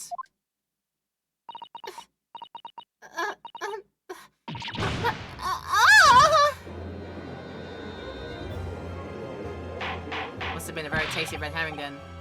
Order! Order! But where does this leave us? It leaves us about to take a break, unfortunately. We're gonna have to get it done kind of early here. I think we've got a good little cliffhanger to go on to the next point with, because I need to have a bit of a rest. Maybe stretch my legs a little bit as well. And yeah, everybody watching currently in the live stream, this is your opportunity to do that now as well, as we run some ads in the break as well to get rid of pesky pre-rolls. But no matter for you in the YouTube video, I hope you're still enjoying this in YouTube land, by the way. Do let me know by leaving likes and comments, maybe subscribing, hitting the bell too, would be greatly appreciated if you did. But yeah, for you, we will have no break because I will have cut out all the break periods and the highlights so you can keep enjoying when we come back to this directly afterwards. So yeah, with that all said, it's time to take a break. I'll be back in a few minutes. Alright, hello, welcome back everyone. I'm gonna need to do the thing of just going back into the history, because you notice that the scene here is different from when we left off after the break, from before the break actually. But we only accidentally skipped forward like one bit of the dialogue, so nothing important was missed. We read the last line, so that is our proof of the pudding there. Yeah, sometimes I just do that accidentally, so sorry about that. But otherwise, I hope you're still enjoying this, and welcome back to everyone, either in Twitch land, but of course in YouTube land, you've missed nothing. So let's continue, shall we? So how, in that case, did the poison enter the victim's body? There is an undeniably obvious answer to that. The lady most likely imbibed it. You mean she drank it? Have another look at the photograph here. As you can see, My theory was right. She was going to... My theory could be right here. She was, yeah, she was imbibing poison on her own accord, I think. We'll see if this game proves it. a bottle of carbonated water and a glass had been knocked onto the sandy floor of the beach hut. The poison could have been slipped into either. Oh! So, somebody made Miss Brett drink it. Well, what do you know? Look at those dashing eyes. This will make a great front page shot. Hey, why the bewitching stare? After all, I'm the last person you should be looking at. It would make no sense at all that I poisoned the woman, would it? I mean, that's been established already. Hold it!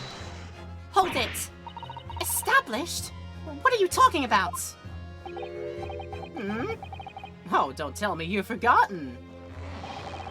That's a little hard to believe, given that the person who established it was you. Me? What on earth does he mean?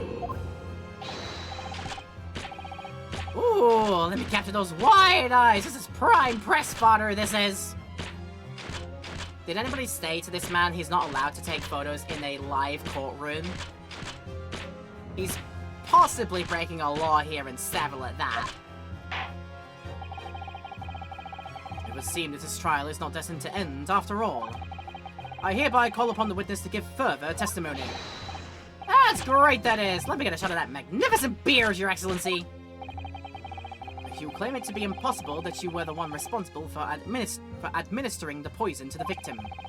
You will explain to the court in your testimony the basis upon which you make such a claim. Yeah, doubly so. If this was a closed trial, yeah, doubly so. I can't remember if they mentioned that, but it's very likely that I glossed over that detail, and given that it involves a person related to the closed trial that happened as the first episode of the first game, I wouldn't be surprised if they also said this was going to be a closed trial, but we might have missed that detail. We'll see. I'm a journo and I'm a man. I've never tried to run or hide from anything in my life. And I'm not about to start now, because that's many-memoism. For a brief moment, I thought I illuminated the truth. It slipped right back into obscurity again. Just where is this trial going to take us? Where is it going? Where do we go? Where will this boat go? Where is it gonna stop? Nobody knows. I'm doing the kind of the Gene, God, what's his name again? Well, original Willy Wonka guy, Gene something or other. Why have I forgotten? He's a very famous person. I shouldn't have forgotten it. Gene Simmons? No, that's the Kiss guy. Why don't I remember this? It's going somewhere undoubtedly, yeah. Where is it going? No one knows. Like down the tunnel of the, down that tunnel, that scene of the original Willy Wonka film, where they go, it's just a sudden hellscape through a tunnel, and then yeah, the Willy Wonka just says lots of things really creepily like this, and then starts to lose his mind. Where all the other guests are like, "Oh my god, I'm screaming! This is a nightmare." I'm seeing pictures. I'm seeing like images of cockroaches and snakes and everything like that, and you know, like the fires of hell. We're descending into the fires of hell. This isn't what I want a golden ticket for. What's going on? Anyway. Let's see how about his complete innocence in this. Let's see if that's true. Oh yes, I stabbed the Englishwoman. Wow. straight away you say that. Okay. And it's that very fact that proves that I'm innocent. Because why would I have bothered to stab the woman if I'd already poisoned her? When I heard the student girl and that pompous English murderer arguing, it got my goat. If the courts were gonna punish Brett for what she did, someone else would have to see justice done. Oh my god, vigilanteism, this is not the path, my man. Dude, something is wrong with you. Stop it. Why on earth? By God, stop it. So, you admit it then? Everything happened as I described. But you are the one who stabbed Miss Brett in the back through the read screen. You can blame this miserable country of ours. A country that bows to the pressure of foreign powers and lets murderers walk free. What kind of future can a country like that have? That's why I did it. I did what our pathetic leaders didn't have the guts to do. Slap bang in the middle of that charming lady's back, I punched the blade of sweet justice right into there. Okay. This screams, this absolutely screams several very bad things about this man. Take matters into your own hands. That's vigilanteism. Doing in a lady as your murder victim, that can be deemed as rather bad sexism. Bordering on very, very, very bad misogyny. This man is not right in the head.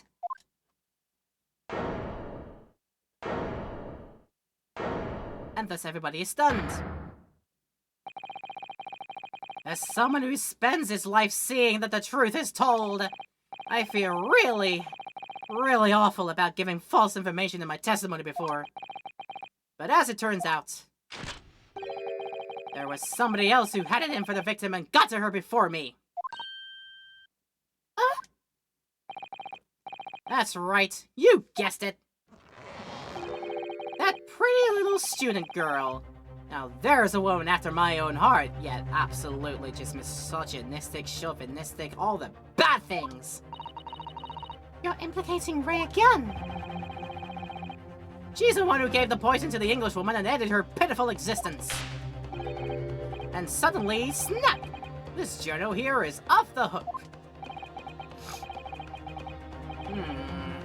The argument is sound, certainly, but it comes from the mouth of a madman. If the witness has administered the poison himself, he need only have waited for it to take effect. Subsequently stabbing the victim in the back would have been entirely nonsensical. And therefore, this reporter had nothing to do with the poisoning. Yes, it's all quite logical. That's right, it is. Logical and true. I'm glad that you've all seen the light. Justice at last! This is unbelievable. And after I made so much progress in proving his guilt, is he gonna get away with it now?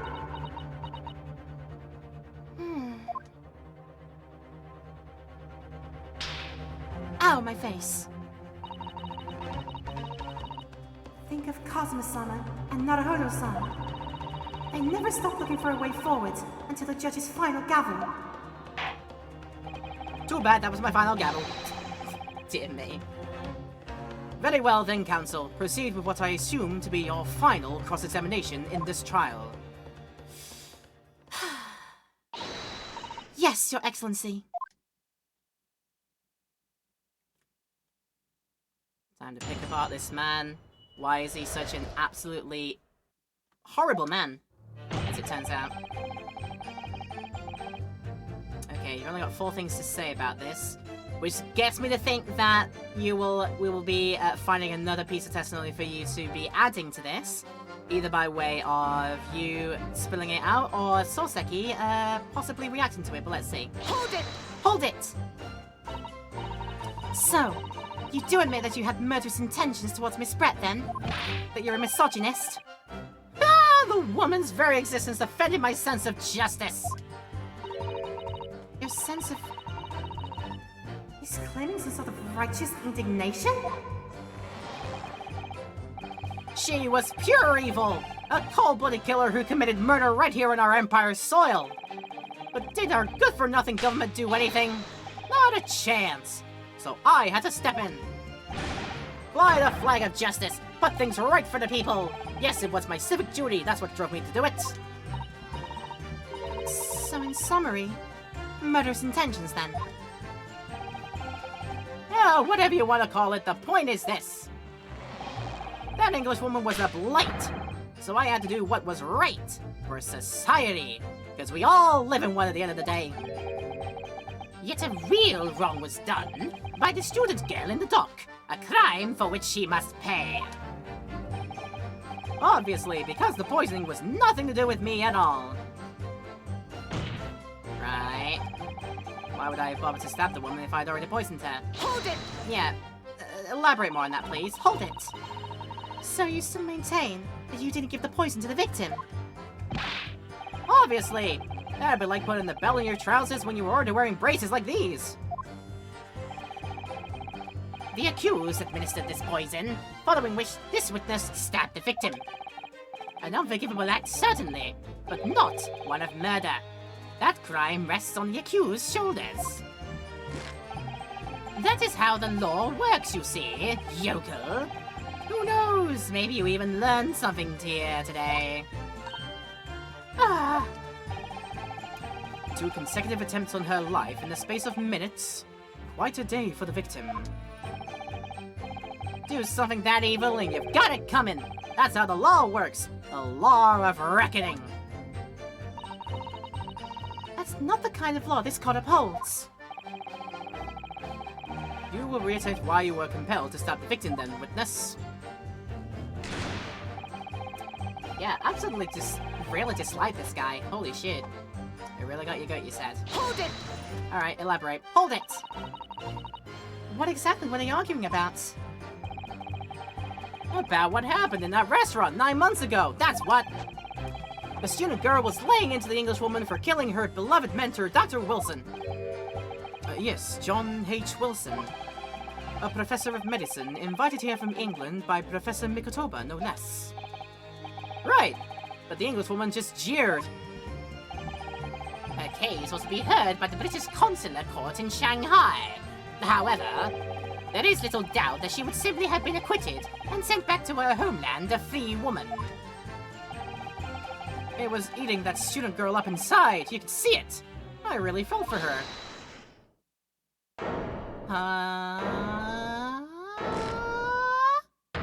Hold it! I can't. I can't stand here and listen to this tripe. Ray! Young girl! You stand accused here! You can't just blurt out whenever you feel like it! She is still, though. You get away with a whole bunch of worse than your family lineage down the day, so this is preemptive comeuppance for it. No, you can't! Sorry, but I'm in the middle of some very important testimony here. Just keep quiet and listen. But this awful man is making all of this up. Sasato, please, you have to make them listen. Return to the dock at once, Membami-san. We are in the middle of a cross-examination. Hold it! Your Excellency, please, I implore you. That journalist is clearly not a trustworthy witness. Exactly! He's a filthy, rotten, black-hearted, bigoted, dirty, great peeping Tom! Whoa, take it easy there. Please, I really think the court should hear what the defendant has to say. Your Excellency, I see no need whatsoever to entertain the accused's remarks. I will grant the request of the defense. Oh, but Your Excellency! I don't like you. That's my reason. This is likely to be the final cross-examination of these proceedings. As such, I believe it would be ill-advised to stifle the defendant's obvious concerns. So, whilst recognizing that this contravenes regular protocol, I hereby call upon the defendant to speak. Oh! Thank you so much, Your Excellency. Ah, third witness on the stand. Okay. Or third person on the stand. It was nothing to do with Dr. Wilson. We were discussing the stolen poison. Hold it! Alright, let's talk about that then, please. Hold it. The stolen poison that killed the victim, you mean? I suspected her of being the one to steal it. I mean, just think about how she killed Dr. Wilson. That's true. Additionally, Miss Brett certainly had knowledge of the new poison. But surely it would be no easy task to steal a highly secret toxin being developed for the government. Indeed, all visitors to the laboratory are thoroughly searched when they leave. Even if a thief managed to avoid being seen by myself or a colleague, getting the poison out would be very difficult. That's true! I pestered Professor Picatoba until he agreed to show me the poison when I visited his laboratory. But as I left, I was searched from top to tail. Miss Brett rather bluntly revealed the existence of the toxin we've been developing, you see. And since Soseki-san expressed such an interest in it, I felt unable to refuse. Obviously, I gave nothing away, other than the fact it was an extremely potent substance. I'm very ashamed of myself. It's just that I've had a singularly terrible experience with a deadly poison. I wanted to look my old enemy in the eye! Surely you can understand that! To find out if my suspicions are true, I confronted Miss Brett about the poison. I told her that if there was to be an incident involving it somehow, it wouldn't just be the university. The military would be dragged into it. The whole government even. It would be a complete disaster. And how did Miss Brett respond to your concerns? She just curled those beautiful lips of hers and she said she didn't know the first thing about it. In English, actually. Ah, yes. Memo-san. One small question, if you don't mind. I do mind. Can't you see I'm busy? Clearly, you were outside the beach hut listening in while the defendant and Miss Brett were conversing. Presumably, then, it was you who wrote this article about what you'd heard? Exclusive. Deadly poison stolen from Yume Medical Research Laboratory. The story was published in this morning's edition of Shoyu News. The details are too accurate for it to have been written by anyone else. Sorry. Don't know what you're talking about, like... Yes, yes, look at this! The entire article! It's almost what I said to Miss Brett, word for word! Zoinks! Well, Memo-san?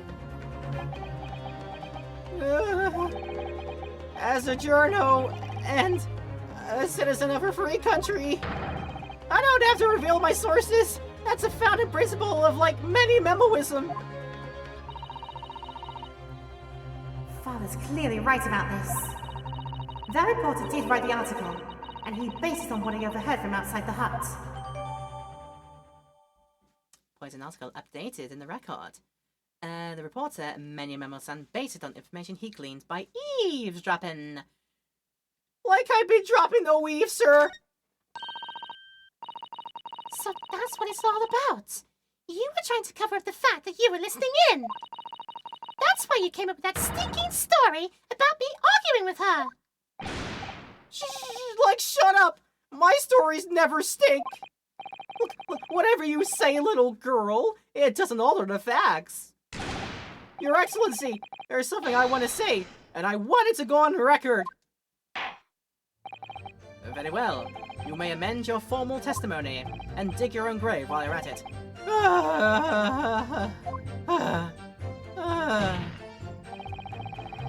The point is, if you'd poisoned someone, there'd be no reason to then go and stab the person as well. Hold it! Talk about that, please. Hold it!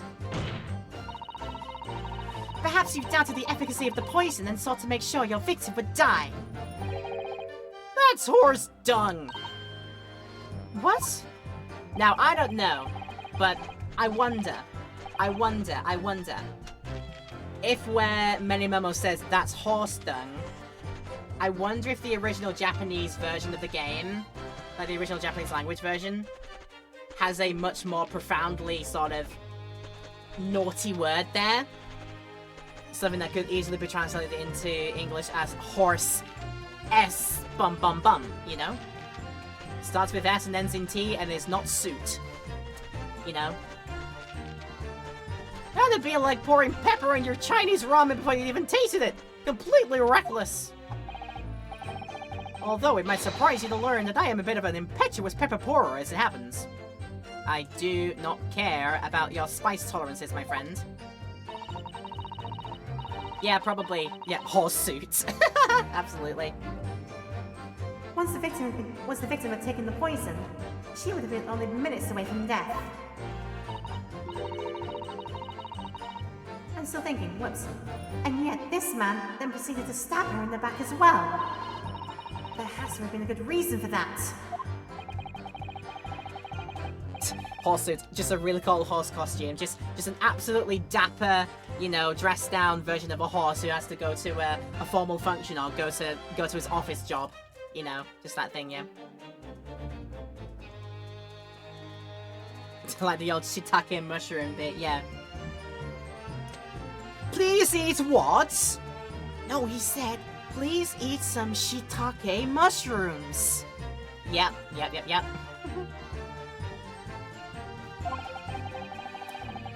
Sorry, did I read that? Sorry, just in case I didn't. If it was the reporter who gave the poison to Miss Brett, then clearly he must have done it prior to Ray entering the hut. Yes, that's undeniable. But between him leaving the hut and the victim being stabbed, there was one very crucial change in the situation. Sorry? What change? The reporter overheard the conversation between Ray and the Englishwoman. Yes, that's it! That's when Many Memo-san first found out the exact nature of the poison he'd used. That could be the key here. If the victim had unwittingly taken the poison already, the reporter would have no reason to stab her. On the face of it, that logic sounds entirely reasonable. But there's no question that this man was responsible for Miss Brett's murder. If we could think of a plausible explanation as to why he might have stabbed her even after the poisoning, I feel sure that everything would drop into place. That's what we should be looking for. Yes, I agree. And in order to do that, I must try to glean more information. Glean more information. It's a very okay, we pressed that, didn't go anywhere. Pressed that, didn't go anywhere. It got my go arguing. Did we fully press that? I don't think we fully pressed this, so let's see. Let's see some more of this. Hold it! Hold it! What exactly were they arguing about? About what happened in that restaurant 9 months ago, that's what! The student girl was laying into the Englishwoman for killing her beloved mentor, Dr. Wilson. Yes, John H. Wilson. A professor of medicine invited here from England by Professor Mikotoba, no less. Right, but the Englishwoman just jeered. Her case was to be heard by a British consular court in Shanghai. However, there is little doubt that she would simply have been acquitted and sent back to her homeland a free woman. It was eating that student girl up inside, you could see it. Like it really felt for her. Yeah, it's a very simple explanation as to why the accused was compelled to poison her nemesis. Objection! Objection! There's no inculpatory evidence to that effect. The prosecution is deliberately leading the court. That's right! And my lawyer will throw you for it if you're not careful! Oh, Ray. Don't throw things like that out there. Let the Yoku student be aware that her humor is not appreciated in this courtroom. I can't allow the court to be influenced by this reporter's testimony. Ray is the only one who knows what really happened. So we were discussing the stolen poison. Did it have to be you they have to press instead? Stolen poison that killed the victim. Suspected there would be no one to steal. Think about how she killed Wilson. Miss Brett certainly had knowledge of the poison. Surely would be no easy task to steal a highly toxin before being developed by government. All visitors to the laboratory are thoroughly searched when they leave. If a thief managed to avoid being seen by myself or a colleague, getting the poison out would be very difficult. Spratt rather bluntly revealed the existence of the toxin we've been developing. Since Doseki-san expressed such an interest in it, I felt unable to refuse. Obviously, I gave nothing away other than the fact that it was an extremely potent substance. Very ashamed of myself, it's just that I've had a singularly terrible experience with the deadly poison. I wanted to look my old enemy in the eye. Surely you can understand that. Finding out my suspicions were true, I confronted Miss Spratt about the poison. I told her that if there were to be an incident involving it somehow, it wouldn't just be the university, the military would react into it, the whole government would be a disaster. How did she respond to your concerns? She curled the beautiful lips of hers and said she didn't know the first thing about it. In English, actually.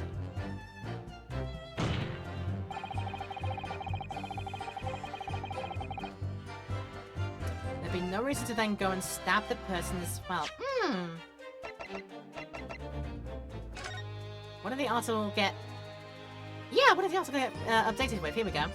Following a lecture at Yume by Soseki Natsume on 11th of August, it's come to light that a very disturbing incident took place. A deadly poison being secretly developed by the university's forensic science laboratory was stolen. Even the smallest amount entering the body, either via the mouth or via a wound from a poison-laced blade, would prove fatal in minutes. Current methods cannot detect the newly developed chemical. The university would have to be consulted. Onset of symptoms occur in minutes, starting with impaired breathing, ending with acute contraction of the pupils prior to death. Such symptoms would be suggestive of this toxin. It's apparently an entirely new synthesis of alkaloids and rumored to have been commissioned by the military. But did your article get updated with this new...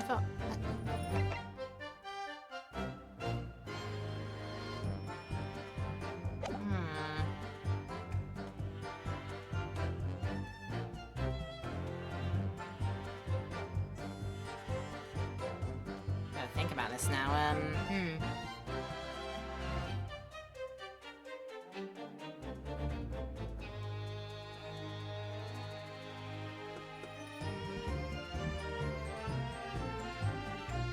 So if you'd poison them, there'd be no reason to then go and stab the person as well.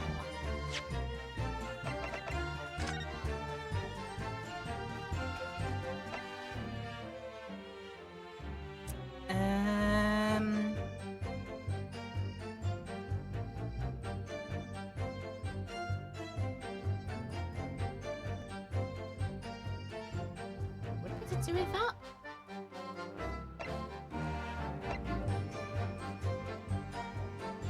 The university would have to be consulted about it.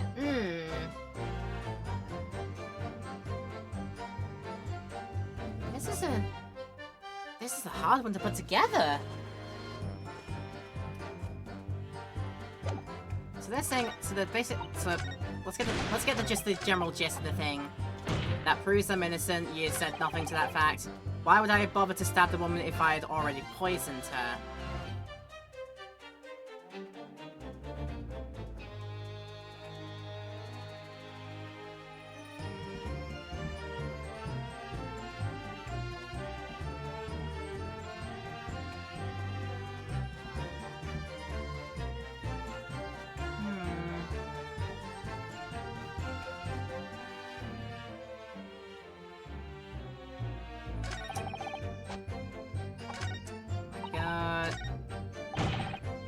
If you'd poisoned someone, there'd be no reason to go and stab the person as well.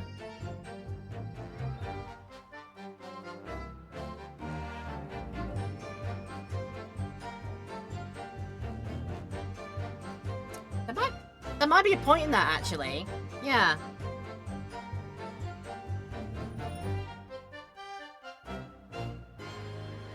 Yeah, there's definitely a point in that, actually. Okay, so... First testimony says, yes, you stabbed the woman and that proves your innocence. Why would I bother to stab the woman if I'd already poisoned her? Yeah. So, the stabbing was definitely done by Many Memo. It was nothing to do with Dr. Wilson. We were discussing the stolen poison. If you'd poisoned someone, there'd be no reason to then go and stab the person as well. Yeah, that's if you'd poisoned. That's if you were there to try and poison them. Already, anyway, so... You gleaned it by eavesdropping on them. You gleaned...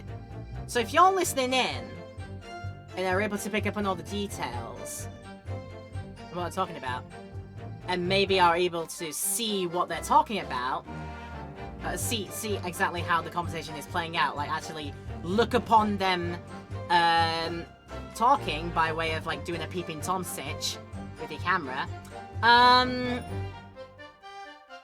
you may have something up your sleeve to say that you might have seen if there was actually a case of the poison being administered there and then. So you don't have that in your testimony or in any of your articles.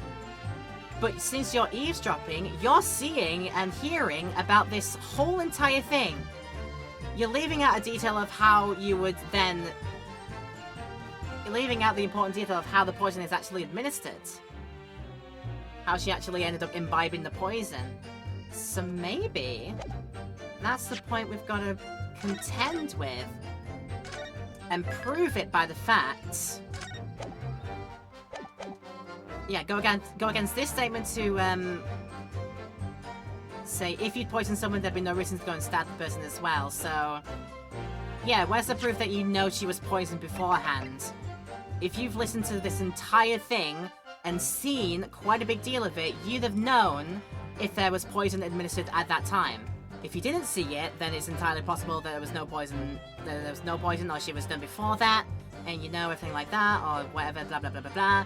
So maybe this is it. I've done a confidence save just to be sure, but I think it's this. Objection! Okay, we got it. Yes. Objection! Well, I can think of one reason. What? Like what? But before I explain, I'd like you to confirm something for the court. Did you glean all the information for this newspaper article from what you overheard outside the hut? Of course he did! There can be no question of that! After all, when we were all in the laboratory together, all we were told that it was a terrible toxin. And there is one more important fact to consider. According to the witness, Membami-san's verbal attack against the victim began as soon as she entered the hut. In other words, it would have been impossible for her to have slipped the poison into Miss Brett's drink. Objection! Objection! Where are you going with this, counsel? Minamemo-san has made it quite clear that he observed every single thing that happened in the beach hut. And yeah, and thus he's conveniently leaving out the details of how the poison was administered in the first place. If there even was any poison administered in the first place. But I mean, there should have been, because, yeah. Oh, do you know what? Do you know where I think this is gonna go? Do you know where I think this is gonna go? Do you know where I think this is gonna go? Take off the lid. Unscrew the pen. Unscrew the pen's barrel. So we can check out the ink reservoir. Check it out there. I reckon this man somehow got a sample of said poison, drew it from wherever it came from, within the laboratory or wherever else it came from, kept it in that reservoir, and since you can, you know, up and remove that there, give the poison-laced pen a dab in the bottle or the glass or whatever drinking receptacle. You know, I think this is where it's going. It's not the blade that was laced. It was this pen that was laced with poison somehow. I think this is where it's gonna go, but let's see. I think it's a good theory. We'll see where it's going, though. So you saw every single thing that happened in the beach huts. If the defendant had somehow found an opportunity, this man would have seen it. Oh, zoinks! Which means that Miss Brett couldn't have imbibed the poison whilst the defendant was present. In fact, it must have been administered to her before Membami-san entered the hut. Yes, very articulately put. When I walked into the hut, I immediately started to press Miss Brett about the poison. At which point, Minamemo-san overheard some worrying information. Worrying information?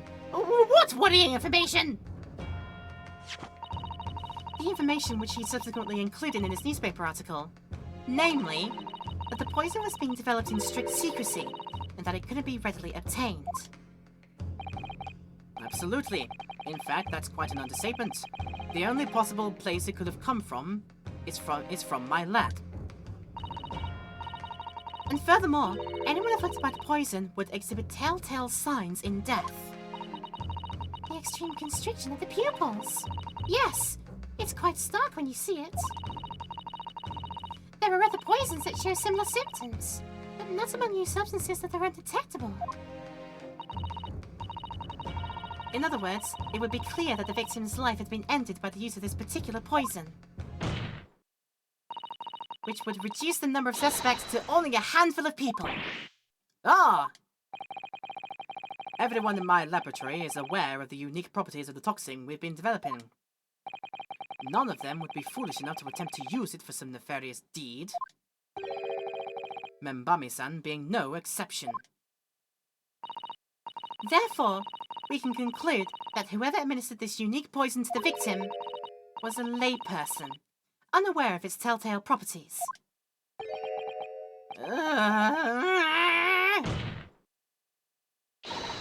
In other words, someone like you, Right and Many Memo. Rise, Mecha Ultra Uber Zoink Scoops! It was you who stole the poison from the laboratory that day. And it was you who administered it to the unwitting victim. But you quickly realized that was a terrible mistake. Because the poison caused such unusual symptoms and was so traceable. Let's go, the music, right? Absolutely. As you listened in from the far side of the beach hut's thin walls, you learnt of these facts. But you'd already given the victim the poison at that point. It was too late. So you hatched a plan to disguise your mistake.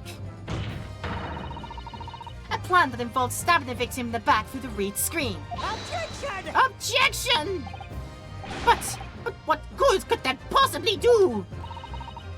Isn't it obvious, Counsel? The plan was to kill Miss Brett before the poison could take effect. Oh! Once in the blood, the poison causes the onset of pupil constriction. But he had hoped to precipitate the victim's death before that happened, hadn't he? Exactly. Because without any revealing signs of the new secret poison's use, no one would ever have suspected. This is extraordinary. Yes, the effects of the poison meant it would be too easily identified, so the killer had to mask its use.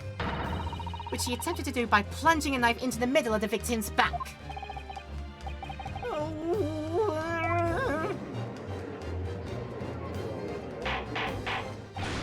Order! Order! Order! The argument presented is sound. The court is satisfied that it warrants consideration. Does the prosecution have a counter-argument it wishes to put forward? Well, there are a number of... yes! I counter completely! Objection! Objection! The prosecutor's evasive response clearly shows that in much the same way as he nurtures the remnants of his top knot, he's clinging to lost hope. Damn, get embedded with that. Lost hope? Someone exclaimed. We'll figure out who said it first. Like, hold it! Ah! Ah! You pathetic, useless, fallen samurai! Fallen? Who are you calling fallen? I don't need a counter-argument like... what are you talking about? It should be blatantly obvious. Like I stole the poison, you say, gave it to the victim, you say, stabbed her, you say. Like lots of fine theories. But I don't need a counter-argument because you don't have an argument yourself. Where's your evidence? I think it's heading that way, chat. I think it's heading that way.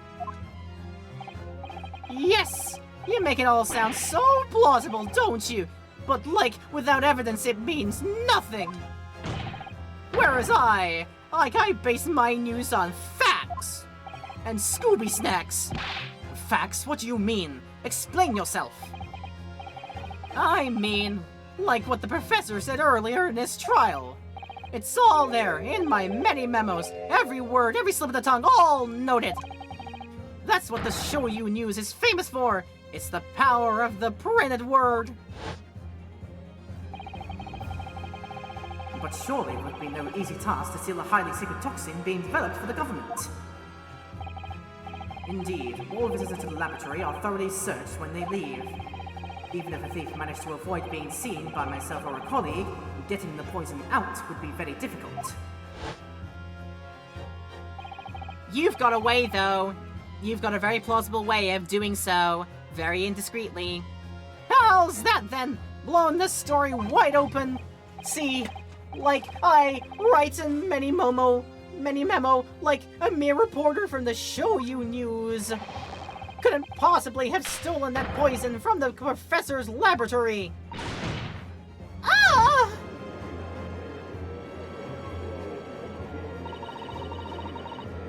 But there can't be any question of it. He must have stolen the poison that day. He stole it and used it to kill. And if that's the case... As you've identified, the poison itself is the definitive evidence we need.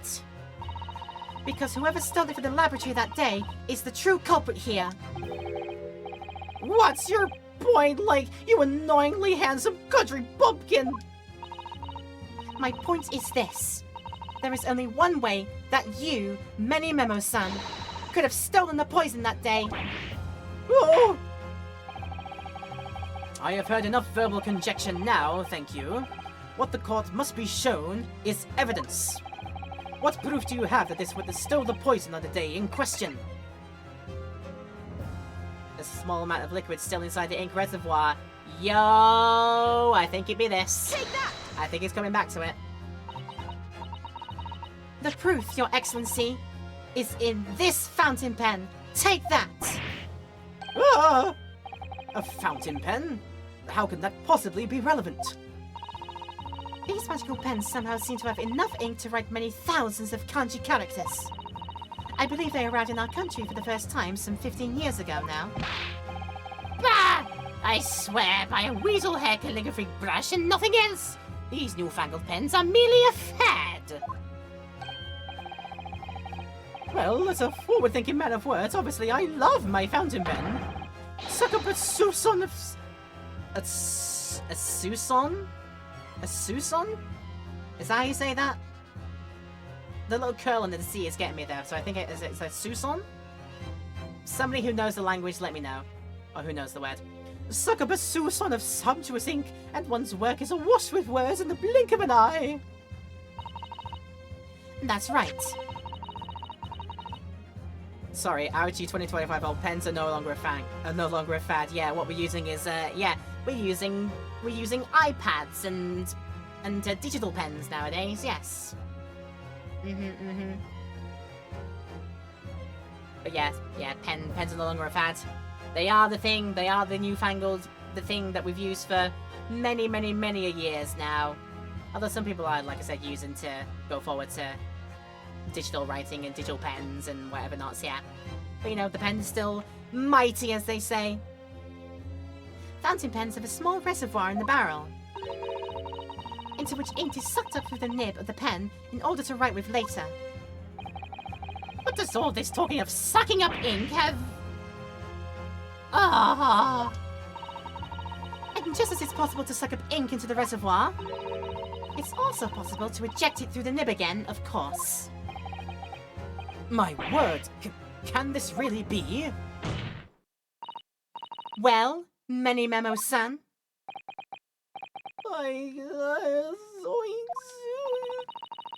When you saw the deadly poison before your eyes in the laboratory that day, you used your fountain pen, your very lifeblood, to steal some of it, didn't you?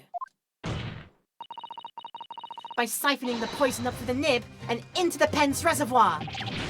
No! Objection! More absurdity! That never happened! true, we've heard that there are procedures in place to prevent thefts like this in the laboratory. But would anyone have thought to look inside a fountain pen of all places? No, I'm a little ashamed to say. That for fear of offending our guests, such a detailed search would not have been conducted. Well, this is quite startling, I must say. I remind the court that this pen was found in the clutches of the victim when she died. In other words, it was dropped at the scene by Memimemo-san. So the crucial question is, when exactly was the pen dropped? When did the pen drop, as they say? Are you suggesting... The natural conclusion is that in your hasted act, whilst the victim was distracted for a moment, you dropped the pen after you emptied the poison from it into her glass. Objection! Objection! There could be any number of alternative explanations. For example, the witness could be using his pen to write down details of his conversation with the victim. And when shocked by one of her outrageous answers, the pen fell from his quivering hand. Objection! Objection! No, that can't be.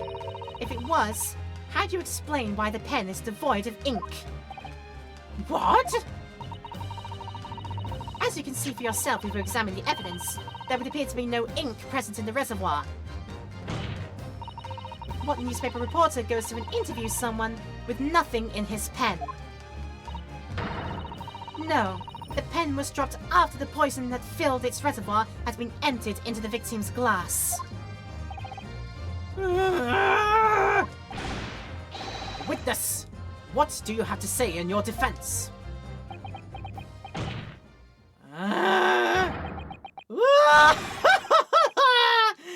So, like, this is how our modern justice system works, is it?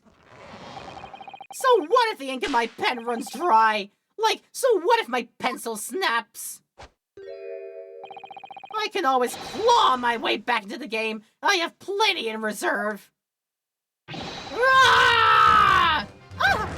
Ah! Ah!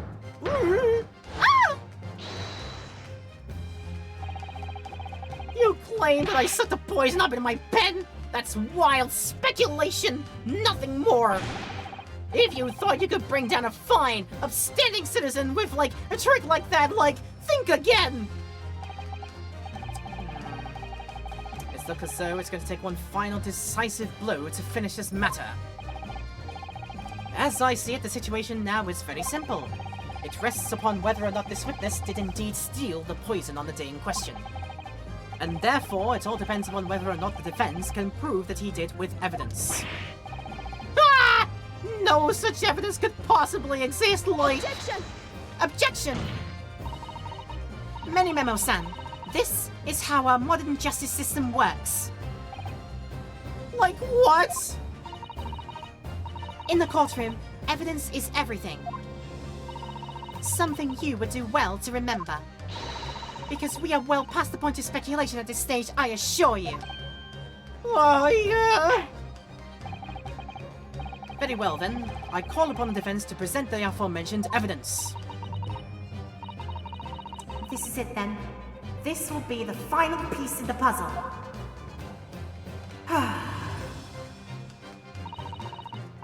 The defense can prove, by means of this item, that it was the witness's pen that was used to steal the poison.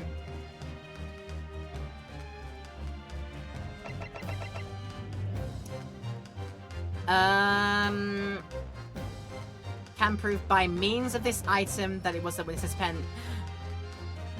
Yeah! Surely we can take a little bit of this, and be like, yo, put it on the pen. And if there's stuff on the pen, then you're done, son.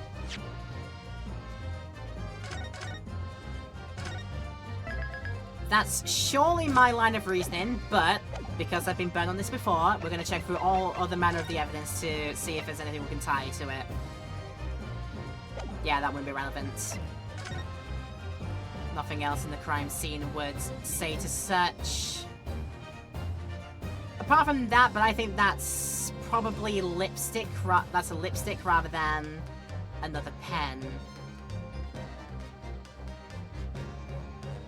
Yeah.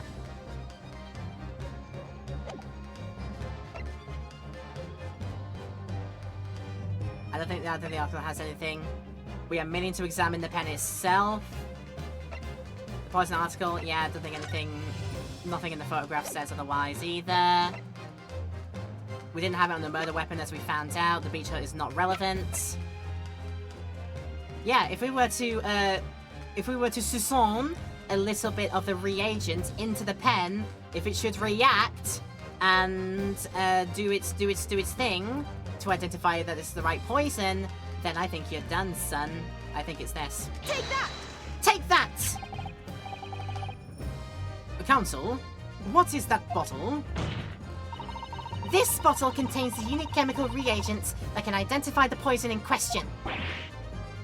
Ah!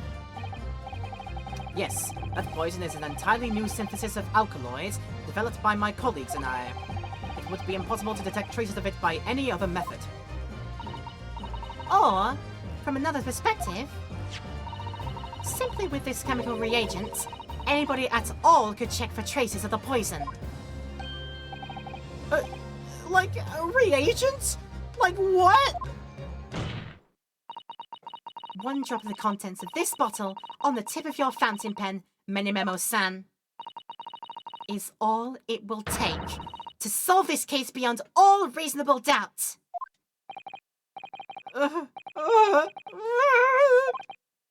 No, like, you can't!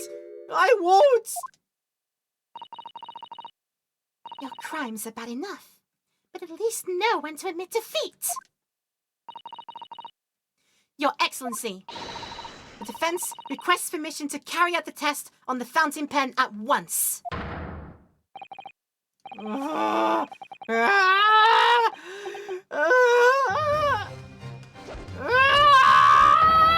This isn't my fault! Like the Empire drove into this thing, organized a civilized nation with powers and have informed on how to go back to the front of my beautiful times in the battlefield and all the images of the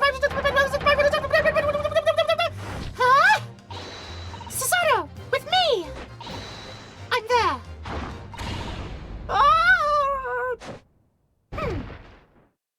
Lol. Did I do it right? That was a Susato takedown, wasn't it? Not quite. That was the Yutaro takedown.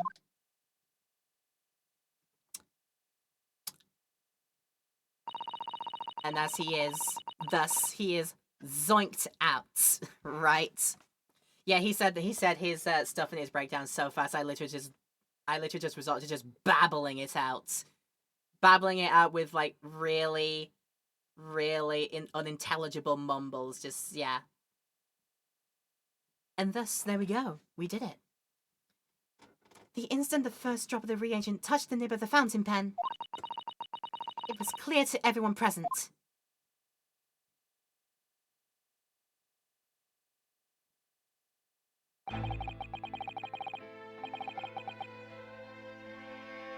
We will get his confession and why he did it after one more break then. Cheers for sticking around. I hope you're appreciating everything here, but we're going to take one more ad break for people in the Twitch stream. For people in YouTube land, yeah, that doesn't matter. We'll be right back to it afterwards. No questions asked, because we've cut it all out. But yes, we shall find out why on earth Menimemo did many a bad thing. And yeah, what the entire reason was. So yeah, I'll see you back here after the break. And we'll figure it out then. See you soon. Right. Welcome back. We have caught the man in poisoned hands. Poisoned blood with blood on his hands. We have caught him. We have figured out it was Mr. Menimemo who did all of the deeds. And now we have to figure out why. And now he's going to spill all the beans. Like, when I sat there in the lab, the poison, like, the devil got a hold of me and, like I decided to do it on a whim. Oh, I see. This was a case of let the intrusive thoughts win. Batman. I excused myself and emptied all the ink down the sink into the bathroom, washing the reservoir out carefully. And then you waited for an opportunity to suck up some of the poison, didn't you? into your fountain pen. Yes, like, that's right. Answer me one thing, Memo-san. Why did you steal it? For what purpose? Like, isn't it obvious? To find out what it was made of and expose it in an article. I mean, it was a secret project after all. Like, too juicy for a journal like me to pass up. Then why did the English woman end up dead? Like, I went into that hut intending to quiz her on her situation, that's all. Like, as a reporter. A known killer, enjoying full freedom, evading justice by leaving the country. Like, I told her what I thought about it. And she just laughed in my face!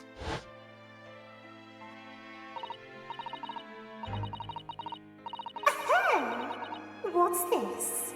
A Far Eastern caveman purporting to practice journalism? Really? You must know the difference between reporting and listening at doorways, you ignorant plebeian. Wait, like, what did you just call me? This country, its pretensions to a justice system, to a free press. It's really very depressing.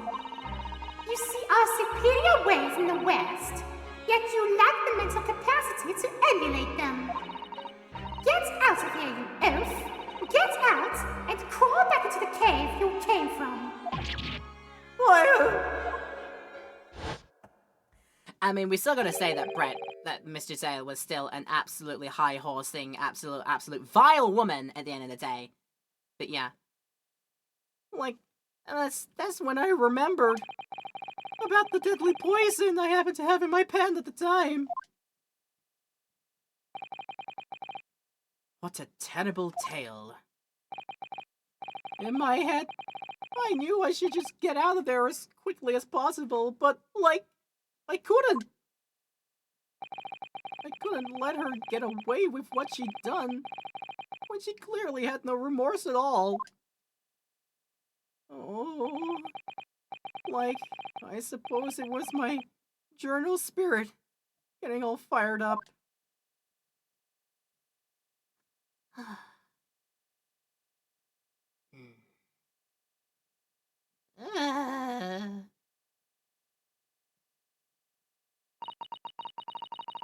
I'd like to ask you something. Like, what now? You often talk about justice. But surely, as a journalist, you could have used other means to deliver justice you sought. There is no justice in the press. Sorry? Like, after that trial 9 months ago, I kept digging and digging to find out what happened in that courtroom. And finally, I discovered the truth. It was a cover-up! That's what it was! A cover-up? What do you mean? I would remind you of your position, witness. Be careful of what you say. Oh, come on! Doesn't it strike you as strange? Like, we're certainly not allowed to convict a foreign national. Consular jurisdiction should never have come into it. And yet that puffed-up English woman was gonna sail away into the sunset a free woman.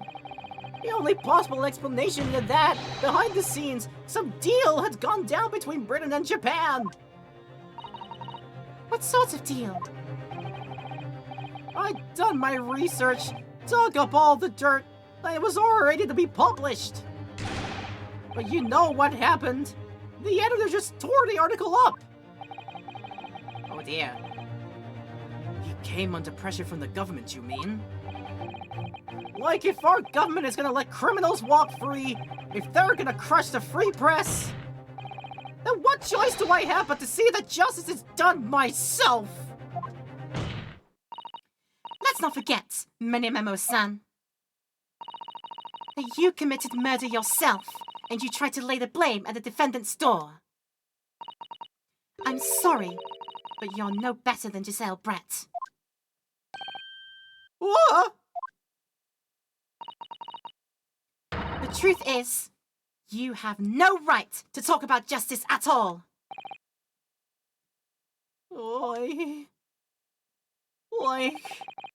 I suppose. Yeah, you need to just skedaddle, thank you. It would appear that we have reached a conclusion in this trial at last. Counsel for the defense, Yutaro Naruhodo. Oh! Yes. Sorry, Your Excellency. Just musing in a manly way there. It's almost unbelievable that this is your first experience of the Supreme Court. It was an excellent performance. In truth, it very much reminded me of your cousin's exploits. Oh! Naruhodo, Yunosuke, you mean? The way he handled the trial 9 months ago, and the way you handled this one, it gives me hope that we are genuinely entering a new era of justice in this land. Hi. That's very flattering, Your Excellency. Hearing the defense you put forward today made me feel most keenly that the future of our justice system will be forged by you and your contemporaries. Thank you. So, Prosecutor Auchi, do you have any final thoughts? Prosecutor Aochi? I, Taketsuchi of the Aochi clan, have been bested by a callow youth not once now, but twice. If there was any shred of my former self left, it has withered and died here today. What is this? Ritual haircutupu? Haircutapuku? Is that what we're doing here? I had to figure out how to worm the word seppuku into a haircut, and the best I could do was haircutapuku. Just, oh my god. Oh dear. Gosh, your journey to cultural enlightenment sure took a while, didn't it? Silence! That was loud, and I apologize. Rather than living on in shame, I will end it all now with this blade! For that is a true path to Ouchiism! Ouchiism? One hopes that's the only way in which he'll be modeling himself after the witness.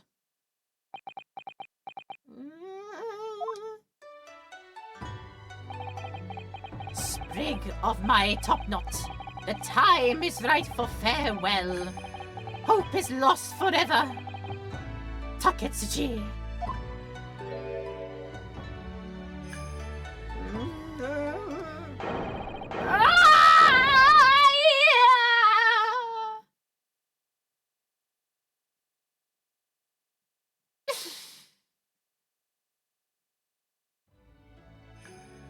Not with Kazuma's theme.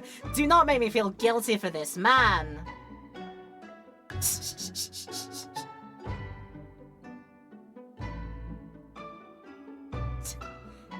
Ouchie! Definitely. Everybody, why you pay respects to this clod? Please! Oh, dear me. You could have done it so beautifully, I know, but still, the man is a clod. Oh, dear me, that was good, though. Now, in regard to the defendant, Rei Membami-san. Yes, Your Excellency? I have reached my final verdict. I hereby find you not guilty. Yay!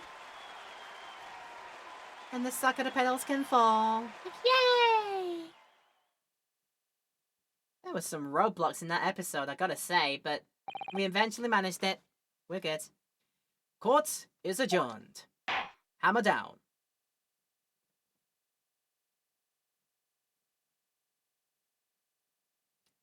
Okay! Good stuff, though. Good. 14th of August, 2:38 p.m., Supreme Court of Judicature in the defendant's antechamber 3. I guessed that right. It's over. My heart is still pounding in my chest, though. It's all I can do just to stay standing. Lawyers have such great responsibility. Such a great burden to bear. Don't they, Naruhodo-san?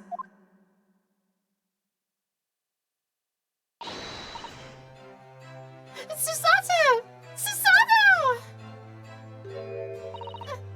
Thank you. Thank you so much. You were so dashing in there. Ray! And father!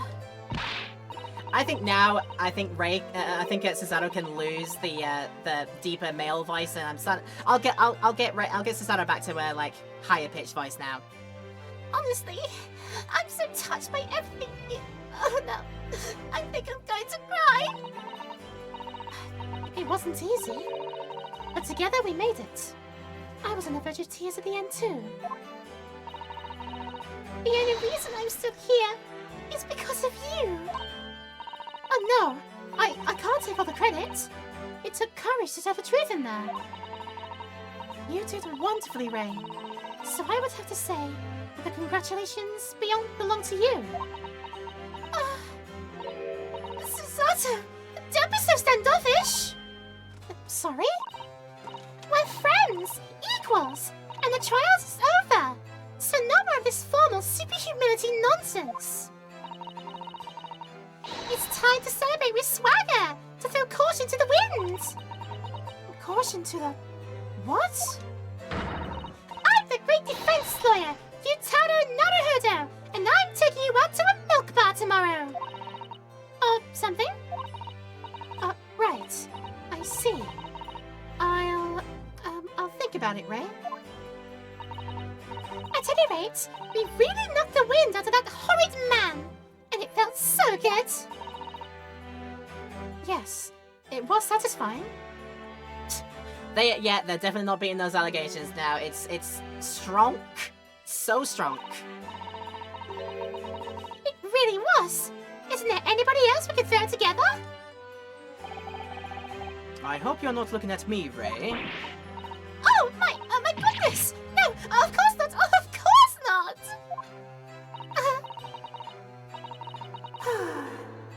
There it is at last. Ray's lovely smile. You fought for your friend to the very last. As your father, I'm extremely proud of you. Defense attorney Yutaro Naruhodo. Thank you. But I couldn't have done it without your help. Anyway, it's time to bid farewell to Yutaro, I think. I shall miss him in a way, but it's back to Susato Mikotoba now. So, I'll never see him again then? What a terrible shame. Well, I don't know who shouted this, but before we start... What is happening? Oh, that was Soseki, okay. Soseki-san and Inspector Hosonaga. I do hope you've been keeping well? Is that really you? Yes. I had to change my appearance for, well, obvious reasons, I hope. But it's me, Susato Mikotoba. I don't. So dashing, so divine. No! Totally dashing, yes, and devilishly divine. Just look at you. I had no idea, Miss Susato-san Esquires, that you were Locum Student Naruhodo-san Esquire's cousin. Astonishingly astounding ace attorney. Title drop right there! Oh, they played that so well. Congratulations, game. I love that.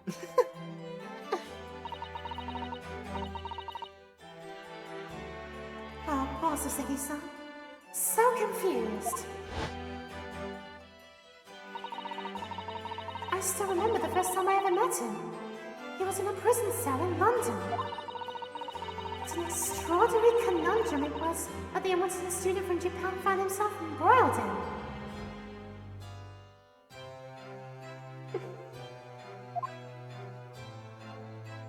Oh my god, all these details. Could you imagine if they did? Could you imagine if they did? Future Ace Attorney now? I mean, let's be technical. There are parts of the game series that do technically still take place in the future, as in when we recorded this video. But soon it'll be like, yeah, that's a distant past now, because what is it? I think the Apollo trilogy, the Apollo Justice trilogy are the ones that take place technically in like the 2026, 2027 time? So that still hasn't happened yet technically. But yeah, far off future, Ace Attorney would be a sight to behold, let me tell you.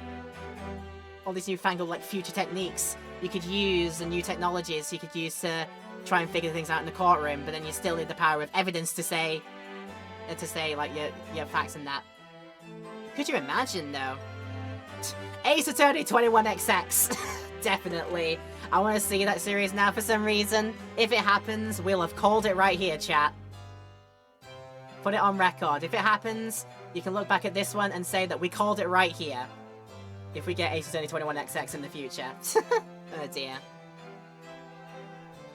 But after Naruhodo-san's skillful defense of the Old Bailey, Soseki-san was free to return to Japan. And now he seems to have earned himself great fame as an author. I'm stunned. That's a truly impressive disguise. Even I had no idea, and I'm a chief inspector at the police bureau who came up with Mr. Turtle, no less. I'm not sure you should be admitting to that, Inspector. Amazing. You're a woman of many faces, I see. Well, just two, really. And this is a once-in-a-lifetime event. I hope. Oh, I'm not a patch on you, though, Inspector. Well, I am a professional, of course. I do worry about Inspector Hosonaga sometimes. I really do. 9 months ago, when he appeared here at the Supreme Court to testify, he was undercover, disguised as the head waiter of a restaurant. And then on the steamship to Great Britain, of course, disguised as a sailor to keep us safe on the journey. But that didn't help you, did it? Kazuma-sama.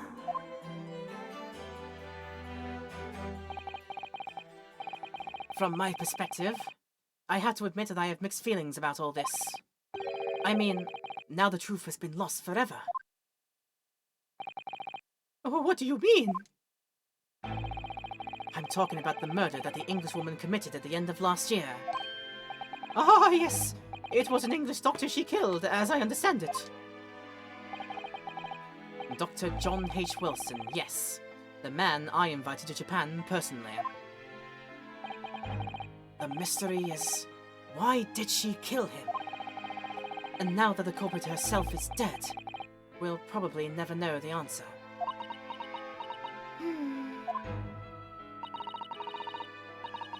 On the voyage to Great Britain, we had a most unexpected encounter with Mr. Sherlock Holmes, the great detective, I mean. Yes, I remember Mr. Sherman's well, of course. Oh, my arch-nemesis! How lightly you utter his name! Well, according to the stories published about him in the Adventures of Sherlock Holmes, the detective once had a partner who helped him solve crimes. A best friend. And that man was an exceptional doctor of medicine by the name of John H. Wilson. Oh, Balthia, welcome in! This is the ending of our first episode here, but welcome in nonetheless. Hope your day's going well. What? Dr. Wilson! I just can't believe that it's a coincidence. I think that the English doctor of medicine, killed here in Japan 9 months ago, must have been the friend and partner of Mr. Sholmes.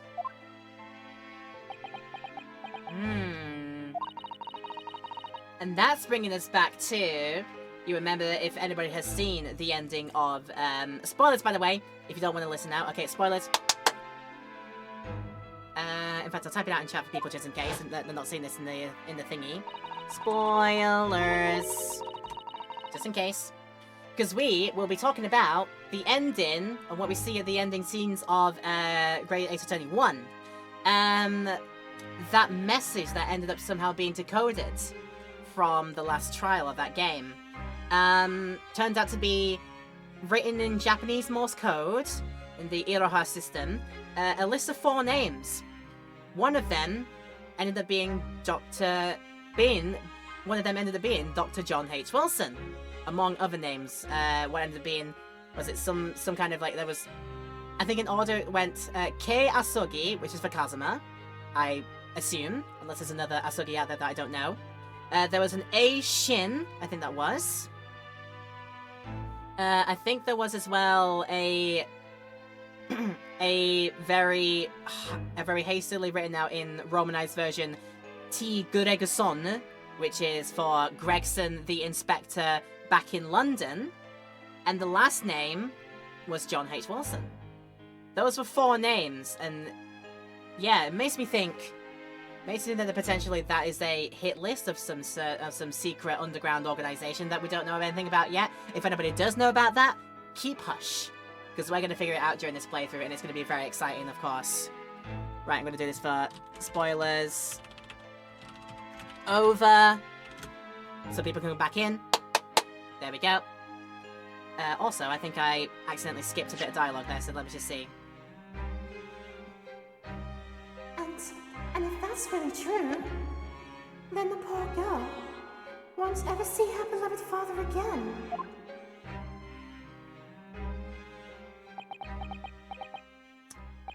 Oh dear.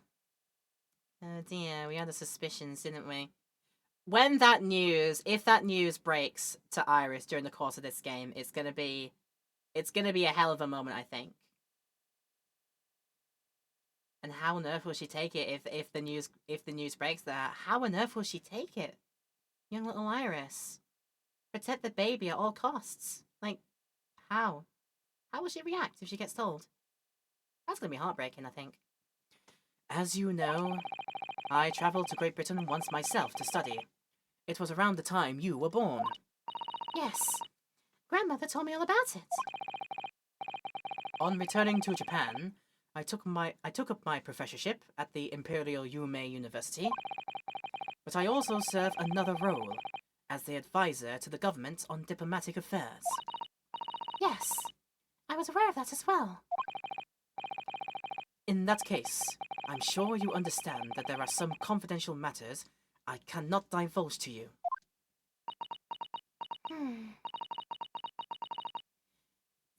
Could you just tell me one thing?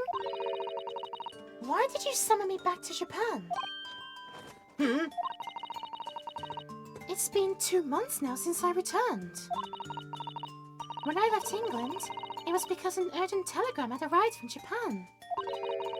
It said that you'd collapsed with a high fever, and you were growing weaker by the day. Good point! Good point! And here he is, all spry and healthy looking. Oh my god, was that a ploy as well? Is that what we're going to? What?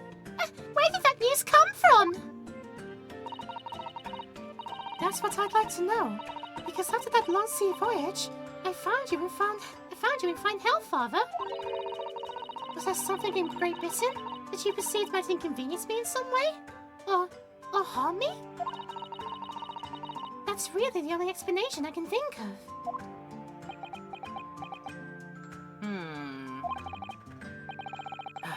Dear me. Do you reserve your most cutting glares for your father, Susato? I'm sorry, my dear. I simply can't... Ah! Ah! Like, let me go!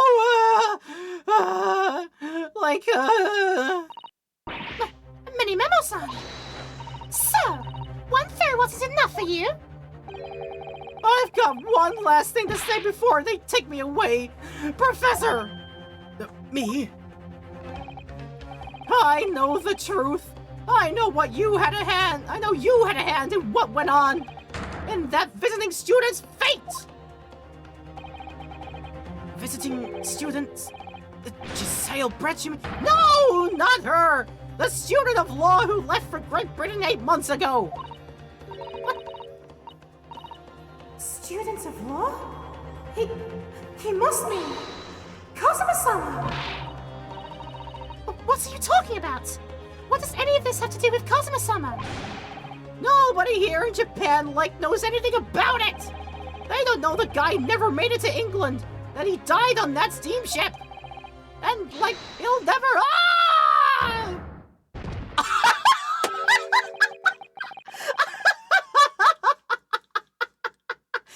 Get his ass, Judge! Get his ass, Seishiro Jigoku! Which is his name, by the way, if you didn't know. Actually given down as a hecking owned. Get his ass! That was brilliant. What is that, a Jigoku takedown? Is that what we're gonna do here?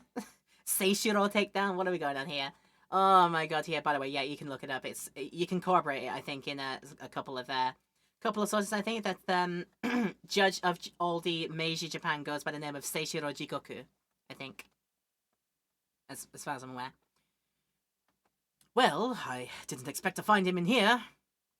Never was there a better judge. Definitely. What were you officers playing at? I'm terribly sorry, Your Excellency.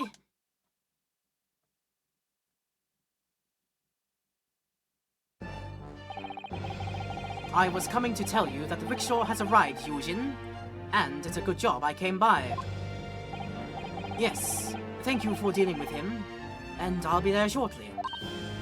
Oh, Your Excellency. The trial's over. I'm not Your Excellency anymore. Merely your father's friend, Seishiro Jigoku. There it is. As far as we know. And may I say that since I saw you last, you seem to have taken on a more dashing appearance. Susato? Huh? Did you know all along? From the start of the trial? A judge sees everything, Susato. I couldn't let you take the risk. If Seishiro here hadn't known, then he'd recognize you. So I had a word in his ear beforehand, as an old friend. So, Seishiro, shall we? Yes. Having ruled on that case, we now have various diplomatic issues to address. Before you go, Father. I'm sorry, my dear. We shall have to wait until our... We shall have to return to our earlier conversation at a later date. But well done again, both of you. You did admirably.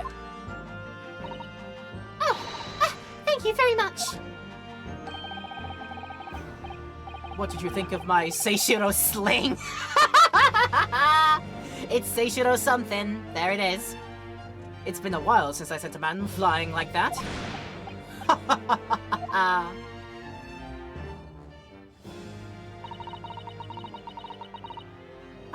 Whatever could Father be hiding from me? About Giselle Brett? About Dr. Wilson? And now it seems, according to the reporter, about Kazuma-sama. I'm going to have to bring this up with Father sometime. When nobody else is around. Judicial Assistant Mikatoba-san Esquires, could I have a word? Oh, yes, of course, Soseki-san. What is it? I think, perhaps, it could be fate that we're meeting again like this now. You see, there's something I need to tell you. Oh? I believe that it may be related to the reason why your father summoned you back from England. This I have to hear. Please, Soseki-san, tell me at once. I will!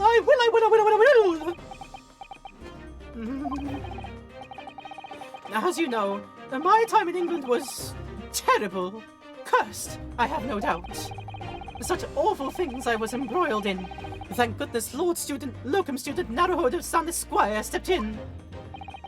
After he secured my freedom, I couldn't wait to get on a ship back here to my homeland. Having arrived in Japan, I submitted a report about my experiences to the Ministry of Foreign Affairs. And the next thing I knew, I had a visitor. It was your father, Professor Mikotoba. He wanted to ask me all sorts of things about my report. My father? He seemed to be especially taken with a particular part of the report. Anyway, he left eventually, having thoroughly quizzed me. But it was the very next day that he sent the telegram to you asking you to return to Japan. What was it then? The particular part my father was interested in? I don't really know exactly. But do you remember them? Those two terrible cases I was caught up in? Of course. I can never forget. Your father seems to concern himself mainly with the second case. The second one? You mean the one Mr. Jones forbade any of us to talk about in public? Oh. Which is why Sorry, that's Susato. I read the Soseki and immediately went into voice. I'm so sorry. Which is why the only case involving you that any member of the public is aware of is the first. Well, I don't care. I don't have to listen to what that dastardly detective says. Anyway, the point is, it seems that somehow this case holds the key to all these curious unanswered questions. That horrific, hideous, heinous case, the case of the haunted lodgings. Well, That case somehow caused my father to summon me urgently back to Japan? I thought the whole business was over, but it seems I was wrong. Perhaps that was only the start. Perhaps the story is not yet told. oh frick!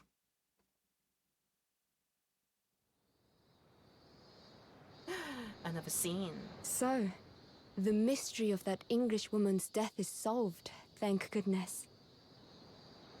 And having stood in the Supreme Court now, I think I can comprehend a little better. How you must be feeling as you fight for people's freedom in a foreign land, Naruhodo-san.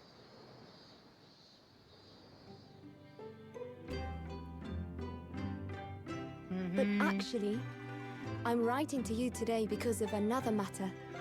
Pretty tree, I right? met Yeah. Soseki-san and we talked about that second case he was involved in. Father has said nothing to me, but I feel certain of it. That case holds the key to some great unsolved mystery. My notes on the case should still be in the office, tucked away at the back of the shelves on the left. Perhaps you might like to look over them again. Today, for the first time this year, it feels as though summer has arrived. The sky is a brilliant blue. It makes me long to see you again. And it's 40 degrees out. Susato. And it's 40 degrees outside. It's too bloody hot. That's why this is like I said. It's height of August, so the summer heat would be absolutely just brutal right now. What if Yunosuke reads the letter and says perhaps he'd like to take a look at it, and he just goes, "No, I don't think I will." Yeah, we all know that's probably not what's gonna happen. All right, we will save the progress and preemptively start a new slot to start the next episode, and we'll get the teaser of it before we close off today, I think, because it just works out there. Now, yes. I've seen this as the title of the episode in this game.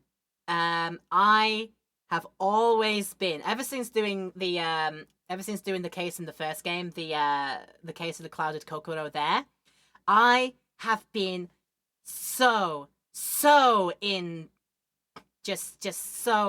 intrigued by the events of what goes on in this case here. The memoirs of the Clouded Kokoro. My neighbor Kokoro, very nice. It's time to go back in time to another world when you're by my side. What? Since when am I playing Sonic R? Right, anyway, we're gonna get the teaser for the start of this case, and then we'll be calling it. Let's have a look. Start playing from the start of this episode. Yes! We'll get the teaser. And then most likely when we do the next episode, we'll play it again anyways, just to remind ourselves. But yeah, we'll have the teaser, because I'm so intrigued in this case.